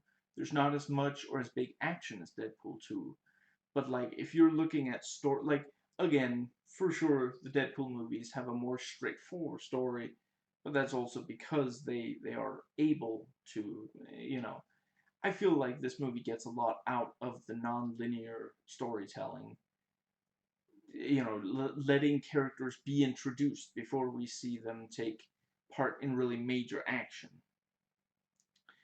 And, it is worth noting the first Deadpool movie also does jump back and forth in story. I guess I would say in some ways, like, at the end of the day, the Deadpool movies, there's a lot great about them. I mean, for sure, just briefly, the thing with this. Is that a spoiler? I guess that's technically a spoiler. This and Deadpool 2 both have a very compelling relationship where it's like, yeah, for those who've watched both, you know what I'm talking about. For those who haven't, I'm not spoiling. But like overall the let's see, maybe especially the first one. The first Deadpool movie at the end of the day is very straightforward in like plot. Like maybe they were just straight up scared. People are going to piece out of this movie if we don't make a lot of it really simple. Because we have some really weird stuff here. So we got to make everything else super straightforward and obvious. And I mean, I get why they did it. They definitely were. They didn't want to end up losing a lot of money. But at the end of the day, the movie is just not as just yeah. It's I love the movie, but it isn't the best movie ever made. And yeah, in some ways, this is better. I definitely say this has more to say than the first Deadpool movie. At the end of the day, the first Deadpool movie takes some elements that are interesting, but not that many that we haven't seen before. Where this has things that are at least not that common in, yeah, in a lot of ways, I would say this is better. Okay, so I guess that is, hmm. Yeah, let me just real quick. Yeah, I took some notes from the trailers. I'm not sure if I'm gonna. Yeah, there's a lot of color and interesting looking locations in the first trailer, and I've already talked about that. That the movie really pays off on that. I respect they're holding off on the first look at the actual Black Mask that Black Mask will be wearing, and I liked how the toss that for me, will ya? And she hands the Cassandra, the other girl was what I was gonna say. She hands the other girl a stick of dynamite, and and Cassandra throws it. It's like usually it would be, can you hold this for me? And the other character would be holding something weird, and they'd be like, why do you even have this kind of thing? But they go that extra step further, and it's like, she just made that girl a murderer. Like, just she had no choice, but she just killed that person. Yeah, and yeah, the thing that's the musicals, it sounds like something the character would love to do, and in the trailer we see Harley cut her own hair as part of the breakup, which would make me joke that maybe she also stole a gun off a cop's belt, but let's be honest, she has plenty already. And she apparently made the caution tape outfit herself, maybe others. The I do really appreciate that detail that, like, well, Joker likes the long pigtails, so she cuts them off, and right after she starts crying, and there's this, like, both from the loss and maybe also like, oh god, I cut my own hair, I should never, just like, I feel like scissors should come with like a breathalyzer maybe, because and again, it's not something that I've personally experienced, but I have heard a lot of like jokes in pop culture that are about like, oh, when a girl, especially right after a breakup, but she gets a little bit drunk and maybe she like sees like a celebrity she really likes with her hair, with their hair a certain way, she'll try to cut her own hair and make it like that, and they they tend to get it wrong. This is, yeah. Excuse me. And yeah, and the second trailer, the thing with firing the paint pellets, the grenade launcher, is perfect for Harley. Exactly the kind of thing she does. It's gonna hurt, spread color, and she's gonna have fun.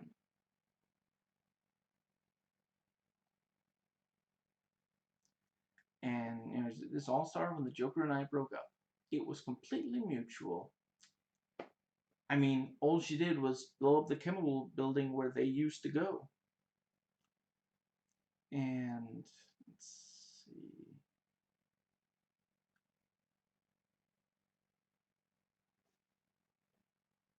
I quite enjoyed her sniffing in the coke powder, and attacking them with the thing of cocaine. Excuse me. I like that Harley's legitimately saying nice excuse me, and reassuring positive things to the other women. And the worst thing they say to her is, that psycho chick was an understandable reaction to meeting her. And I didn't realize when watching the trailer, but when we watched the movie, she's literally saying that right after waking back up. She wakes back up handcuffed to a woman. So yeah, she's like, "Oh, you're that psycho chick, aren't you?" But the canary says, "Harley, focus." That's probably something you would have to tell her every so often. And it's not exasperated. It's almost like kind of understanding, or like not super aggressive or anything. Let's see. The men in Suicide Squad would say much harsher things to her. Let's see. But yeah, I also really enjoyed that about the movie itself. They do, not all of the time, but some of the time, they do legitimately say nice things to each other. Let's see.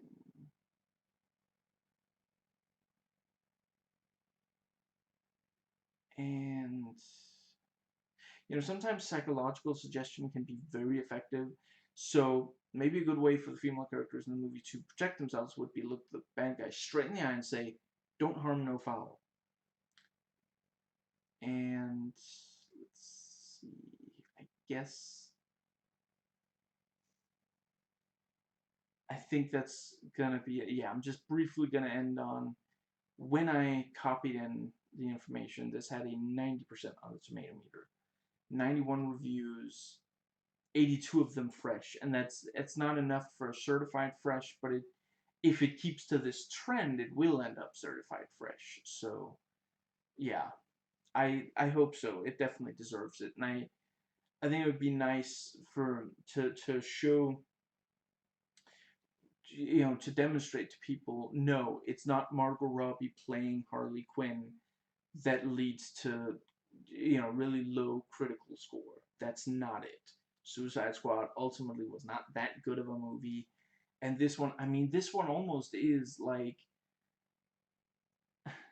it really is like if they tried to make Suicide Squad, but they had much better grasp on how to handle that sort of thing.